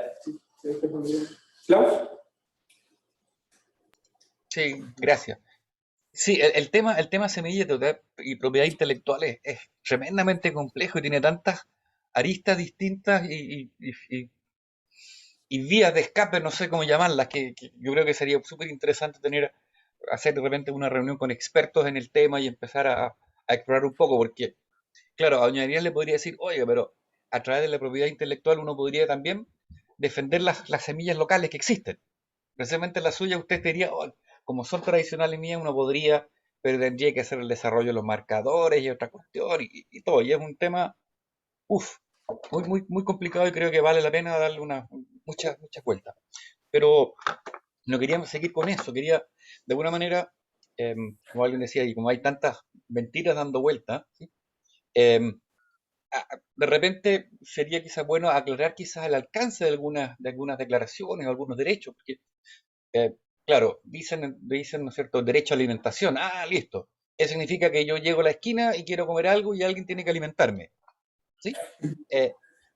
Así se puede interpretar naturalmente desde el absurdo. ¿Qué es lo que, en la práctica, qué es lo que significa o cuáles serían cosas que desaparecerían o que deberían instalarse a nivel de políticas públicas, a nivel de Estado, en el tema de derecho a alimentación? ¿Cómo se lleva a la práctica? Sí, no sé si entiendo un poco la idea. Para no caer en la respuesta absurda, ¿no? Que hay restaurantes en toda la esquina. Sí, por favor. Nicolás, Lorena, Javier. Claro. Bueno, yo creo que la respuesta a esta pregunta me resulta interesante hacer el ejercicio justamente en contraste a lo que es la situación alimentaria hoy en día en el país, ¿no? Y evaluar, digamos, estas normas en función de la situación actual y qué problemas se pretenden atacar y abordar con estas normas, ¿no? Que a mi juicio son fundamentales, ¿no? Que acabo de retomar varias cosas que se han mencionado. Por un lado, es la grave situación alimentaria del país, ¿no? Donde 3/4 partes de la población sufren de sobrepeso. Pasamos de la desnutrición a la malnutrición, un país en un par de décadas, ¿ya? Lo cual justamente se debe a este modelo alimentario en el que se ha reemplazado de la dieta de chilenos y chilenos ciertos alimentos esenciales de alto valor nutricional, ¿no? Sanos, saludables, por alimentos ultraprocesados y fundamentalmente importados, ¿no? Es decir, en Chile se ha reducido notoriamente la producción y consumo de legumbres, de cereales en las últimas décadas, ya que lo tratan los censos agropecuarios, en fin, múltiples estudios, digamos, que dan cuenta de ello a través del dato duro, ¿ya? Y ¿qué es el panorama que hoy en día nos ha llevado a esta grave situación alimentaria que viene de la mano justamente con el desamparo, con el debilitamiento, con la marginación de los actores que son los que nos ofrecen los alimentos de mayor valor nutricional, más sanos, más saludables, ya decir la fruta, las verduras, pescados, mariscos, frescos, que son en el fondo la agricultura familiar campesina, indígena, la pesca y la recolección artesanal, a través de lo que se llama justamente el canal agroalimentario pesquero tradicional, que llega a nuestra mesa fundamentalmente a partir de lo que son las ferias libres, ¿ya? Entonces, en ese sentido, yo creo que la Constitución es bastante clara, ¿no? De que la vía para solucionar esta grave situación alimentaria, para garantizar un derecho a la alimentación sana y adecuada, es justamente fortalecer a aquellos que a nosotros nos acercan los alimentos más sanos y más saludables, ¿ya? Por eso se habla del fomento de la agricultura familiar campesina, el fomento de la pesca artesanal, el fomento de las ferias libres, ya que son justamente los actores que al día de hoy, ya, a pesar de ser el sector que cuenta con menos herramientas, con menos recursos, en comparación de lo que es el sector agroexportador que produce justamente para los mercados globales, a pesar de toda esa situación, sigue siendo que nos abastece la mayor parte de frutas, verduras, pescado y marisco, ¿ya?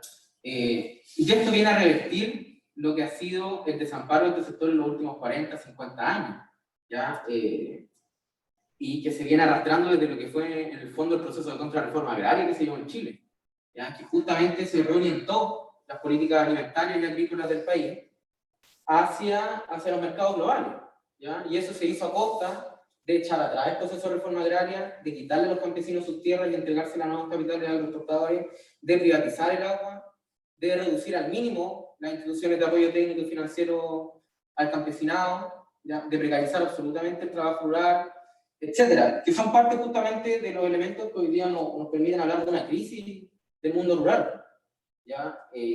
Donde todos los indicadores socioeconómicos se agravan, es decir, la pobreza es mucho más cruda en la ruralidad, los índices de violencia de género son más crudos en la ruralidad, la precariedad laboral, ¿ya? Se sufre con mucha mayor crudeza en el entorno rural, y son cuestiones que si ustedes ven y van hilando, son las cosas que buscan atacar estas normas, ¿ya? Justamente la norma de violencia, para prevenir la violencia de mujeres y niñas rurales, ahí faltó, y me gustaría hacer mención justamente a la norma sobre trabajo rural, ¿no? Que establece una especial atención constitucional respecto de quienes desarrollan labores agrícolas y de temporada, ¿ya? Que justamente el sector más precario del mercado del trabajo en Chile, o sea, el sector que recibe menores salarios, sector con menores tasas de cobertura previsional, ¿ya? Por lo tanto de mayor tasa de informalidad, trabajos más estacionales, son justamente el mercado de trabajo donde hay mayor cabida a vulneración sistemática de derechos laborales y de seguridad social.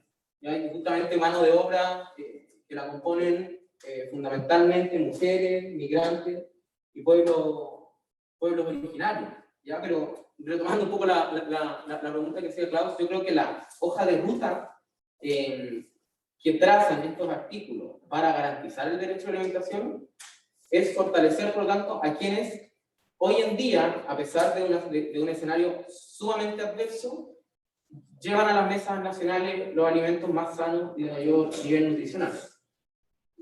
Y también, sobre todo, acá se agrega nuevamente el componente ecológico que nos hablaba Javier, porque en realidad el actual modelo alimentario, agroexportador, de las cadenas alimentarias globales, es una de las actividades con mayor responsabilidad en la emisión de gases de efecto invernadero en el mundo, y justamente a causa de los circuitos largos de comercialización que implican llevar alimentos de Chile a China, ¿ya? Y eso es algo que también se ataca acá cuando se está hablando de circuitos cortos de comercialización, ¿ya? Entonces la lista medioambiental, la lista ecológica, también junto con el fomento de estos productores que nos brindan alimentación más sana, creo que son las alternativas que nos está proponiendo en este momento el texto de borrador constitucional para avanzar hacia el cumplimiento y goce del derecho a la alimentación sana y adecuada para todos los chilenos. Evidentemente eso va a tener que tener un desarrollo legislativo, un desarrollo en políticas públicas, pero desarrollo legislativo y desarrollo en políticas públicas que nuevamente vienen a tomar en consideración a los actores de la producción, distribución y consumo de alimentos. Y acá retomamos lo de soberanía alimentaria, que tiene, digamos, esta doble interpretación, ¿no? Por un lado, el derecho de los pueblos a decidir colectivamente la forma en que se van a producir, a procesar y consumir alimentos, ¿ya? Por lo tanto pasa por dar voz y voto a los productores y a los consumidores de alimentos respecto a las medidas que se adopten sobre los sistemas o modelos alimentarios. Y también tiene esta otra sección, la soberanía alimentaria, en cuanto a política pública o objetivo de Estado, ¿no? Como deber del Estado de tener capacidad para abastecer a la población de alimentos esenciales por su propia capacidad, sin tener que estar dependiendo del comercio internacional y sus vaivenes y sus especulaciones, que sabemos que es bastante inestable y que el día de hoy digamos, está más fresco que nunca eso, en un contexto de pandemia, en un contexto de conflictos bélicos, ¿ya? Donde corre riesgo justamente la distribución de alimentos en el país, ¿no? Hemos visto el alza del precio del trigo, ¿no? Como legumbres que antes se producían en Chile se están importando y suben también cada vez más de precio. En fin, pero eso creo que va un poco dando la solución a estos problemas alimentarios y de las crisis rurales, ¿ya? Y en ese sentido también me gustaría relevar con este término el artículo de reconocimiento de la ruralidad es sumamente importante, porque en Chile y el mundo tradicionalmente no hay definiciones de ruralidad más allá de lo que se habla de que lo que no es urbano, o sea, una definición absolutamente ambigua, insuficiente, que hace sumamente difícil poder ejecutar políticas públicas realmente efectivas y concretas para con la ruralidad, que tamaño, amplitud de definición. Entonces acá cuando estamos diciendo que se va a promover el desarrollo integral de los territorios rurales, y los territorios rurales son aquellos donde las comunidades y personas, su forma de vida y producción se desarrollan en torno a la relación con la tierra y el agua y el mar, estamos aterrizando, digamos, el objeto sobre el cual se tienen que ejecutar políticas públicas. Y eso es una importancia. Muchas gracias, Nicolás. Y antes de pasar hacia Lorena para que pueda complementar la respuesta, para recordarle a los participantes, aquí hay estudiantes de 2 cursos, en los 2 cursos creo que estuvo Klaus también conversando sobre los circuitos cortos, los canales cortos, pero para ir recordando algunos conceptos, los circuitos, las cadenas cortas, lo que buscan es un poco disminuir o eliminar la cadena de intermediarios que pueden haber entre los productores y los consumidores. No necesariamente eso significa que vaya a ser local, pero de cierta manera como que también va encaminado hacia eso. Y dejo al tiro una pregunta, como aprovechando lo que se está diciendo, y a propósito del contexto mundial, tratado de libre comercio, todas esas cosas. Entonces, quiere decir que la Constitución de ahora lo que busca también es como disminuir. Si ahora tenemos un número de producción, que entonces esta nueva Constitución también busca que esa producción se quede más en Chile, que disminuya la exportación, qué pasa ahí con los tratados de libre comercio frente a esta nueva Constitución, etcétera. Supongo que tenemos que darle tanto maíz a China, quizás estamos comprometidos. Yo soy ignorante de los tratados de libre comercio y los tratados internacionales, bilaterales, lo que sea. Pero ¿qué significa concretamente y cómo se va, bueno, si hay un tratado ahora, qué pasa después de la nueva Constitución también? Lorena, por favor. Sí, bueno, yo primero tengo que decir que opino que esto no es nada simple. O sea, lo que dice ayer la Constitución en muchos artículos, lo que va a decir, no es un llegar y hacer. Y que el presupuesto que tiene el Estado no es infinito. Entonces yo creo que hay que ser bien realista en cuáles son los pasos y la gradualidad que va a requerir para la implementación. Y entre otras cosas, los tratados de libre comercio, como tú dices, esto no es que pasado mañana se rompan todos los tratados de libre comercio. También hay que decir que no nos podemos mirar el ombligo todo el tiempo y que quizás una mirada más equilibrada sería mirarnos como región. Nosotros, y sobre todo en las zonas más extremas, no terminamos en Arica o en, no sé, en Punta Arenas. Tenemos intercambios permanentes, o sea, hacia la zona más austral, en la Patagonia, Argentina y Chile están mezclados, todos los días pasan para allá y para acá, y en el norte ni hablar, con Bolivia o con Perú. Entonces, yo creo que esto no significa la soberanía, en mi mirada, no significa cómo nos miramos el ombligo, nos autoabastecemos nosotros y no miramos más allá, sino más bien cómo repensamos el intercambio. Y claro, que una frutilla que se produce en el Maule tenga que dar la vuelta por China para llegar al Jumbo, envasada y no sé qué otra cosa más, no está correcto, ¿no es cierto?, de ninguna manera. Y el ejemplo no es una exageración porque eso ocurre.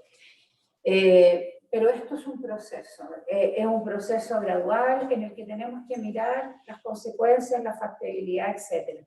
Por ejemplo, nosotros hoy día, si de un minuto para otro rompiéramos la compra de lentejas, no tendríamos lentejas, no tendríamos. Entonces, retomar la producción de lentejas es un proceso también. Y hay que ver que así como tenemos un mal uso de la tierra y abuso de la tierra y cero biodiversidad en algunas partes, también tenemos sequía y también tenemos, que no se va a resolver rápido, y también tenemos un déficit de vivienda gigantesco. No estoy hablando de las parcelas de agrado ni la casa en la playa, estoy hablando de déficit de vivienda, que hoy día es muy visible con estas tomas o con estas, no le dan ni para media agua que hay en muchas partes de Chile, no solo en la región metropolitana. Pero bueno, hay que mirar esto en un globo. En términos de derecho a la alimentación, coincido plenamente con lo que se decía recién, hay que hacer un diagnóstico, porque esto no es como yo pongo, como decía Klaus, un restaurante en cada esquina, sino como derribo las barreras que hoy día hay para acceder a alimentos saludables. No es como llevo el precio a cero, porque el país no se va a sustentar si esta cuestión no es así. No es que yo le vaya a exigir al gobierno todos los meses que quiero mi canasta de frutas, de verduras, de lentejas, de huevo, de leche, de no sé qué más, de pan. No sé. Eso no va a ocurrir, no va a ser así. Pero sí como mejoramos los programas alimentarios estatales, y yo ahí voy a defender el del Ministerio de Salud porque es el que conozco, bueno, conozco los dos a cabalidad. Ese programa ha venido mejorando en calidad hace muchos años. O sea, hoy día los productos que se entregan en el PENAC y el PACAM, que son los dos del Ministerio de Salud, son óptimos, realmente son óptimos, y están en el comercio y tienen un costo comercial alineado con otros de marcas muy renombradas. En el programa de alimentación escolar, en cambio, hay una brecha gigante, y esa brecha no es fácil de resolver. Ese es un programa de un presupuesto gigantesco y de una logística ultra compleja. En algún rato intentamos hacer una logística más artesanal y fracasó. Y cuando se ha intentado incorporar a los pequeños agricultores, no ha sido fácil, porque la producción no te da para el gran requerimiento. Entonces, hay que hacerlo en paralelo con el apoyo al pequeño agricultor, al pequeño pescador. Si no se hace en paralelo, va al fracaso, y entonces nos empezamos a encontrar razón con que hay que industrializar, porque no funcionó. Porque claro, si el lunes no está la ensalada de tomate, olvídense de la guerra que va a quedar, porque la gente alega contra el programa de alimentación escolar, pero un día que falte y es la Segunda Guerra Mundial. Entonces, ahí hay una complejidad que es solucionable, pero que si no se mira desde la raíz, se ve superficialmente, y cambiar esa logística requiere un proceso y un análisis de expertos, de gente que sepa mucho de logística y de producción, y tiene que ir en paralelo con la tarea del Ministerio de Agricultura de apoyar a los pequeños productores. Bueno, y ahí agricultura por un lado, pesca por el otro, habrá que solucionar eso en algún rato, porque están separados hasta del ministerio. Entonces, buscando las causas, uno logra llegar al hilo, a la puntita del hilo, y entonces abordarlo desde ahí, porque cuando lo trata de abordar en la mitad del camino, probablemente eso no lleva al éxito a largo plazo, sino que solamente pequeños éxitos agudos. Yo no tengo tan claro lo que hay que hacer con los tratados de libre comercio, y en nuestra cátedra de Agricultura y Alimentación tenemos hoy día la nueva embajadora ante la OMC. Entonces, creo que vale la pena, a lo mejor, y hay harto interés, y lo veo así, tener una conversación con personas como Sofía, que hoy día va a asumir ese rol, con personas que han defendido los tratados de libre comercio, no me refiero solo al TPP-11, y generar un debate constructivo para comprenderlo profundamente. Yo no soy capaz ni de defenderlo ni de irme en contra 100%, y en temas como los medicamentos, el TPP-11 tuvo ahí una gran guerra, y en alguna época en que yo estaba en el gobierno eso se rechazó, justamente por eso, Bachelet, creo que fue, por eso, ¿no? Ni siquiera llegamos a discutir la semilla, estábamos discutiendo lo que significaba en la industria de medicamentos firmar ese tratado, con la propiedad intelectual eterna, que significa que nunca vas a poder tener un bioequivalente, y que los precios se elevaban al triple, tanto para satisfacer el auge, GES, o el recarte Soto, pero también para el gasto de bolsillo. Entonces, es un tema súper complejo. Pero si hoy día cerráramos todos los tratados de libre comercio, tampoco podemos hacer eso en este minuto. Hay que trabajar para que el proceso llegue hacia allá. Entonces, hacer un buen diagnóstico, no quedarnos pegados en el diagnóstico, porque muchas veces nos quedamos pegados, hacer un buen diagnóstico y pensar en políticas públicas que vayan resolviendo los temas para que podamos avanzar. Creo que es el desafío, no es un desafío de 4 años, de ninguna manera este gobierno lo va a poder hacer, tiene que ser un desafío estatal. Creo que el presidente Boric ha dicho más de una vez, esto debe ser de continuidad. La desnutrición, si ustedes la estudian, tuvo éxito porque fue de continuidad, incluso en la dictadura. Incluso, claro, con la pelea de unos cuantos que tuvieron que lo pasaron re mal, pero si no funciona, o sea, si después de este gobierno viene uno más a la derecha o más a la izquierda, tiene que mantener continuidad en eso, si no, va a estar difícil que en pocos años se logre, y 2 pasos para adelante y 1 para atrás hacen que no lo logremos. Entonces, no tengo la respuesta a lo que Klaus enuncia, pero sí sé que hay hartos diagnósticos hechos, hay otros que hay que hacer, hay que fortalecer el sistema para poder conseguir que todos estos artículos con los que concuerdo plenamente se puedan llevar a efecto. Bueno, y también ahora, Javier, a propósito de esto de que si cerrábamos el Tratado de Libre Comercio, no sé, Canadá, y sacaban las lentejas, las legumbres acá adentro, el gobierno ahora también tiene un plan que se llama Siembra Chile, que lo que busca es que se aumente el trigo, cereal y cosas así. Entonces, bueno, faltarían quizás otros planes que sea Siembra Lentejas para que podamos agregar una fuente de proteína rica. Pero bueno, hay cosas, esto no lo digo como para decir, uy, qué grande el gobierno de Boris, sino que más que nada para dar un ejemplo de ciertas acciones también que se pueden tomar como para, faltaba maíz, ya, inventamos recursos para que la pequeña producción también pueda tener mayor producción de maíz. Soledad, quizás. Soledad, chao, hola.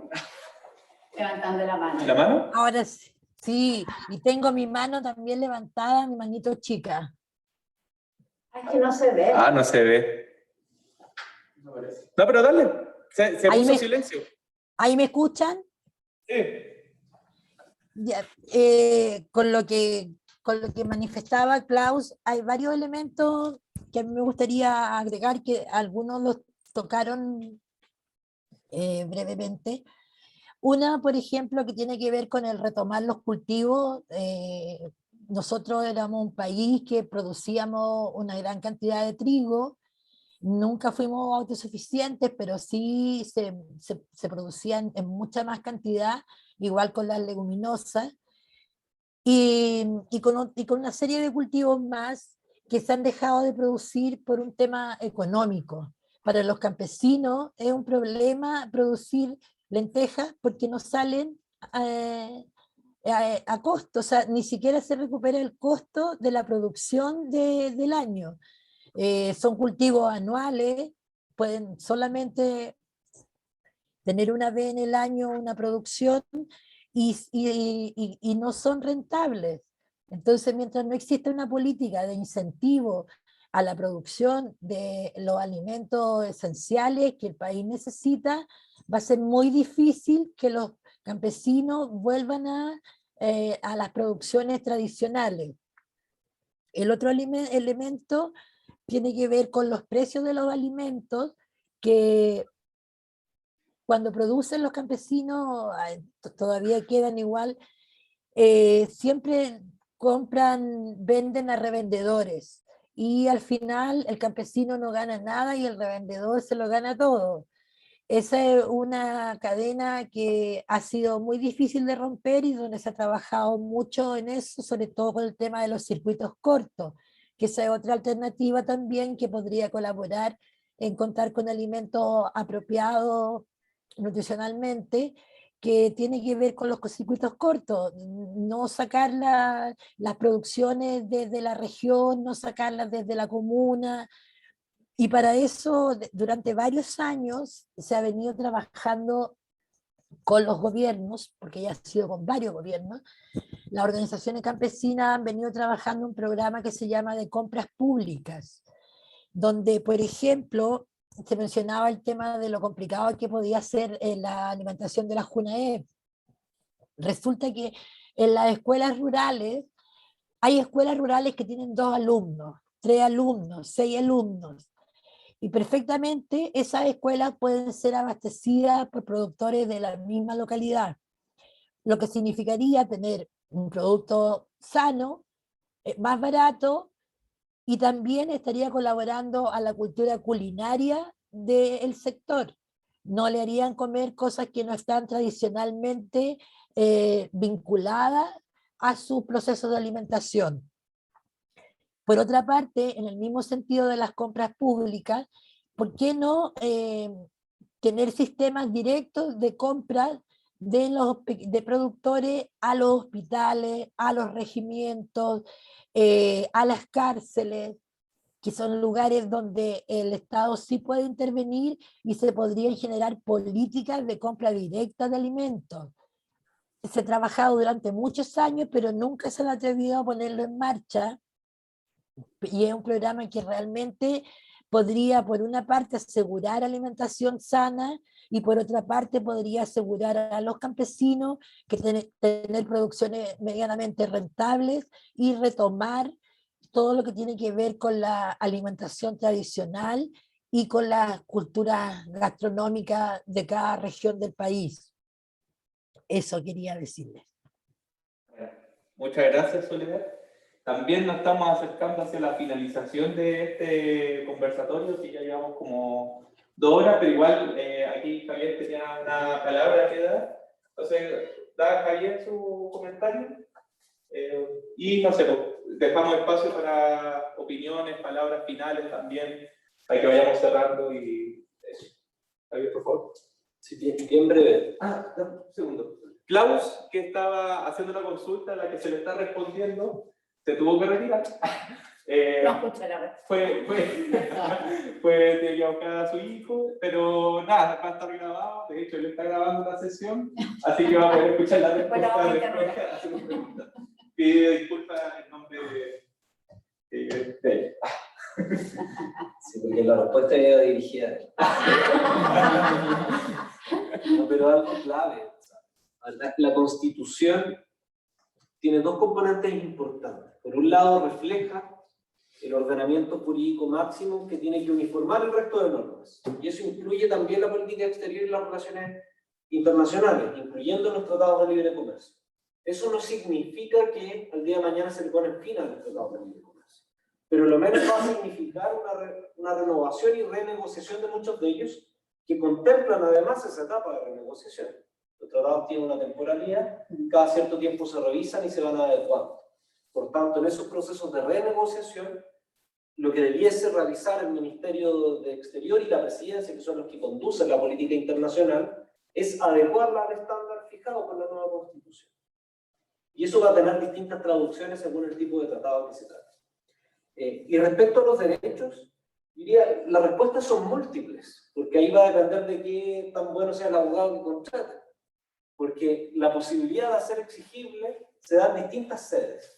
Diría, lo primordial siempre va a ser a través de políticas públicas, sobre todo cuando queremos garantizar derechos sociales. Entonces, por tanto, como lo decía Lorena, lo clave ahora, hay un marco de derecho a la alimentación, hay conceptos claves que tienen significado, no son palabras que se le ocurrieron a los constituyentes, sino que principalmente respondían al trabajo de organizaciones académicas, sociales, que venían trabajando estos temas. Y ahora lo natural, por ejemplo, el derecho a la alimentación es una ley de alimentación y nutrición que cumpla con esas tablas. Y va a ir desarrollando mucho más allá de ese artículo que quedó en la Constitución relacionado a derecho a alimentación. Ahí va a estar la clave, porque además siempre una ley genera infraestructura, instituciones públicas a cargo, o fortalece aquellas que ya existen, o le entrega mayores atribuciones, competencias. Y ahí es donde se juega la verdadera garantía de los derechos sociales. En esa institucionalidad pública hay un marco normativo que igual es un mandato al legislador para que cumpla con ese mandato y luego el Ejecutivo lo implementa. Se despliegan políticas y los gobiernos en cada elección pueden decir si es que continúan con esa política estatal y quieren complementar, modificar, agregar elementos. Eso es lo que se disputa en esa materia. Pero por otro lado también a veces hay acciones de judicialización. Entonces, la acción de judicialización en este caso es un mandato al Estado. El Estado es quien tiene que, a quien uno le exige que cumpla con ese derecho. No todas las hipótesis son judicializables. Por eso, como cuando decía Klaus, ahora tiene que haber un rectorado en la esquina, no, como decirle que porque haya derecho a la educación, yo agarro a cualquier profe, lo siento y lo obligo a que me enseñe. Porque si veo a un médico, lo obligo a que me atienda inmediatamente porque no me lleva a una consulta médica. Pero siempre hay condiciones de excepcionalidad. Si yo estoy en una zona y requiero auxilio, yo puedo pedirle al médico que me socorra. Y tiene una obligación legal, incluso está en una posición penal, pero es de carácter excepcional. Eso Si hay, ya es así. claro, eso ya existe. Entonces también, por ejemplo, en materia de alimentación, ¿cuándo un privado podría ser que es de carácter excepcional? Entonces, si hay un corte y un exportador logístico, que el único que abastece, no sé, estoy pensando en la Chile con la Isla de Pascua, o sea, Rapanui. Supongamos que no existe la FACH, porque al final igual el Estado siempre se va a aceptar. Supongamos que no le pone problema, de hecho esa discusión se está dando. Yo podría judicializar a nadie. por derecho a la alimentación y por otros derechos. Le puedo meter Así una se hizo en demanda. esta reunión, ¿no es cierto? Y se puede hacer inmediatamente, entonces no es necesaria una ley, voy a los tribunales de justicia. Hay distintos tipos de acciones que puedo combinar. Puede haber contratos de prestación entre el Estado y la incumplimiento contractual, sede civil, puede ser una acción de tutela de derechos fundamentales por el derecho a la alimentación. Entonces, el marco constitucional es una ley, la ley máxima que ordena el ordenamiento jurídico y además tiene aplicación inmediata a través de las acciones de tutela. Entonces, es complejo el armazón, por eso jurídicamente uno nunca puede decir sí y no, nunca es tan simple, pero sí el derecho es una herramienta para hacer posible la vida en sociedad. En algunos casos hay mandatos, esta es como la definición de ley, que mandatos imperativos, otros prohibitivos y otros permisivos. Si la ley a veces habilita a hacer cosas, a veces te manda a hacer cosas y otras veces te prohíbe hacer cosas. Esa componente también se ve en la Constitución. Bueno, muchas gracias, Javier. Y bueno, en función también como de la hora, no tengo mi reloj, pero sé que ya estamos más o menos como cerca de las 4:30. Cerca de las 4. Nada, vamos a empezar a cerrar este conversatorio agradeciendo a todos y a todas quienes participaron, a los que vinieron a exponer, a los que también quisieron participar, así nos empezamos a conocer de última hora. También. ¿Ah? Hay una mano levantada. Ah, sí, no, si todavía no cierro, porque de hecho, vamos a extenderlo media hora, no. Quiero que podamos también dar no sé, un resumen de lo que yo creo que, no sé, por ejemplo, ustedes sabían tanto sobre la Constitución, ustedes estudiantes, sabían como los cambios que venían a nivel constitucional, habían escuchado sobre las temáticas, los artículos que aquí estuvimos revisando. No sé, porque al final pensamos que es una cosa como de Chile, pero de repente empezamos a hablar de cosas internacionales y qué relación vamos a tener con ellos, con las otras naciones también. No sé cómo van quedando ustedes frente a este escenario que está viviendo este país. Voy a tirar un nombre. Ricardo, por ejemplo. No sé qué impresiones, qué resumen podrías decir de la jornada de hoy día. Sí he escuchado los temas de que ahora la nueva Constitución se está viendo el derecho a la alimentación y me parece igual súper interesante y curioso igual que se toma en cuenta diferentes puntos a la persona, al empresario, a la tierra también. Pero me parece curioso que no se toque mucho el tema de los animales, porque en la nueva Constitución también se está considerando que los animales son seres sintientes. Y ellos también son los que nos proveen de alimentos. Entonces me parece curioso que no se haya tocado como el tema de que los animales también debemos proveerles como un buen bienestar, porque los agricultores también a veces trabajan la parte ganadera. No sé si yo creo que igual se ha tocado el tema, pero eso, creo que es súper importante que también tengamos como esa vista que al como a integrar esta parte. Y lo otro que también quería contar era como, claro, es un proceso súper largo, igual es súper preocupante que sea un proceso tan largo, conlleva un montón de cosas, pero por ejemplo las personas que ahora estamos como viviendo esta etapa, igual es súper difícil, porque por ejemplo yo tengo una compañera que es alérgica al níquel. Entonces, al níquel. Entonces, ¿cómo el Estado puede ayudar a esa persona? Porque los menores no consideran generalmente es un menú estándar. No ha sido pensado como a esa persona, por ejemplo, en específico, y qué hace ella tiene que recurrir a otras cosas y a mayores gastos que el Estado quizás no le está previendo y se debería poder como que tenga las mismas, como, o sea, que tenga más opciones que el menú que siempre hay.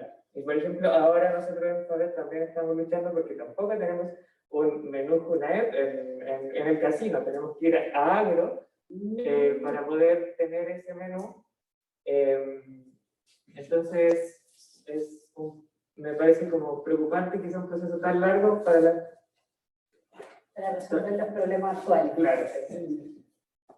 Bueno, muchas gracias, Ricardo. Sin duda también está el tema de los animales, ahora también en la nueva constitución, no fue el foco también del curso. Como les dije en un principio, cuando tomaron este ramo, iba a ser una carrera más como de relaciones con humanos, más que con relaciones con animales, porque tenemos el resto de la carrera que está relacionada como al mundo animal, pero podemos gestionar algo, podemos pensar en algo, podemos pensarlo como grupo también, si queremos generar esa discusión, podemos hacerla en otra instancia que quizás no sea como, bueno, no ahora porque ya estamos cerrando, pero podemos generar instancias donde podamos conversar estos temas, podemos hablar con Javier y Nicolás, a ver si puede salir como también algo parecido, quizás no necesariamente presencial, pero como para que abordemos más estos temas y qué implicancias tiene la ganadería o la agricultura campesina o los distintos estratos o los profesionales también, porque cuál es el rol que vamos a empezar a jugar nosotros y nosotras ahí. Y antes de darle la palabra a Pilar, que había pedido la mano, a propósito de cuánto tiempo tiene que esperar tu amiga o compañera, bueno, yo creo que muchas veces queremos que los cambios sean como de una, y yo creo que los cambios pueden ser de una o pueden ser lentos, dependiendo muchas veces de la misma fuerza con que nosotros estemos ahí empujando esos procesos. Imaginemos que ahora estamos en un proceso de cambio de constitución por un empujón que vino del 2019. La reforma agraria, por lo que conversamos, ese proceso duró 400 años antes que pudiesen salirse como del latifundio y la hacienda. Entonces, cada situación, cada cosa va a tener una respuesta distinta. O lo del casino, por ejemplo. No sé cuánto es poco. Había gente que con la reforma agraria quería que las cosas se aceleraran. Había gente en la reforma agraria que fuese un poco más lenta porque estaban preocupados como del contexto internacional. ¿Quién tuvo la razón? No lo sé. Aún ya teniendo la lectura de la historia hoy en día y de lo que pasó después, y que hubo una dictadura, un golpe de Estado, todavía no podemos saber, yo creo, o sea, en mi opinión personal, quién de las dos personas tenían razón. Si debió haber sido un proceso lento porque había un cambio muy drástico que iba detrás, que era la reforma, que era reformar tierras de 300 años en propiedad de ciertas familias, o tenía que ser un proceso rápido porque ya llevaban justamente 300 años viviendo toda esa forma de latifundio, de inclinaje a esos sistemas.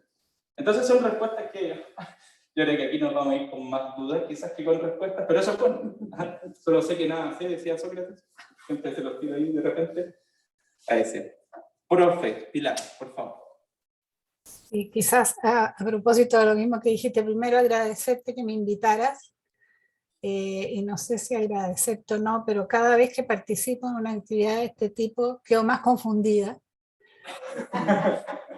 Y ahí siento que los abogados son unos privilegiados en esto porque saben los alcances de esta Carta Magna y cuánto de lo otro, cuánto más depende de reglamentos y de otra normativa que escapa a esta Carta Magna. Entonces, cuando uno es solo veterinario, y yo creo que le puede pasar a mucha gente, y nosotros además tenemos el privilegio de ser profesionales, por lo tanto tenemos mucho más acceso a la información, pero claramente uno siente que este es un poncho muy grande, que cuesta entender todas las aristas que tiene. Aquí estábamos hablando solamente de una cosa pequeñísima relacionada a la seguridad alimentaria, imagínense, o sea, y así todo tenemos la tendencia a disparar para otros lados, o sea, salir de este marco que tú trataste de establecer en este debate o foro, conversatorio, como quieras llamarlo.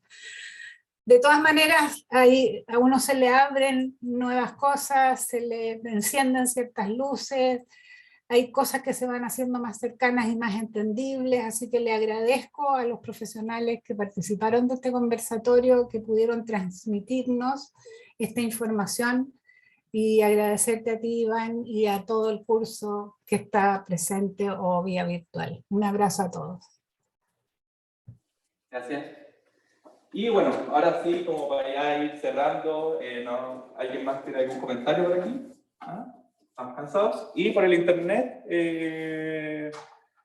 la estudiante del CFG, ¿no? Bien, siendo creo que justamente las 4:30, bueno, 4:33, damos por finalizado este conversatorio.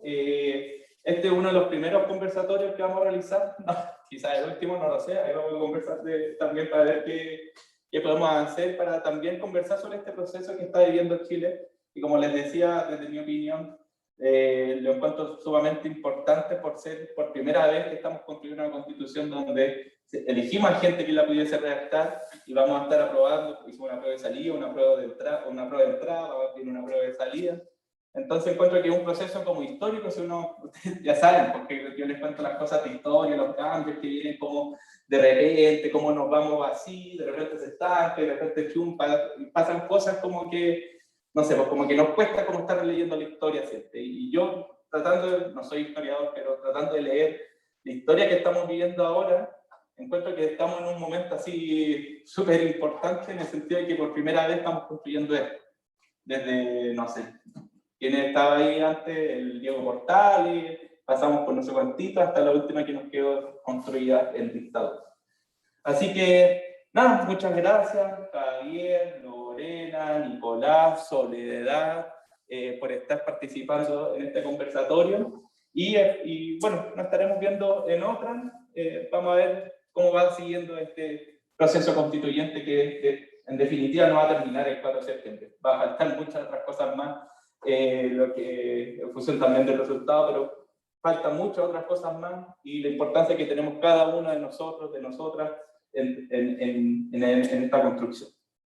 Así que eso, muchas gracias. Gracias a ti por la invitación, es súper entretenido. Yo me entretuve mucho. Igual agradecer la invitación, por compartir y a disposición. Muchas gracias.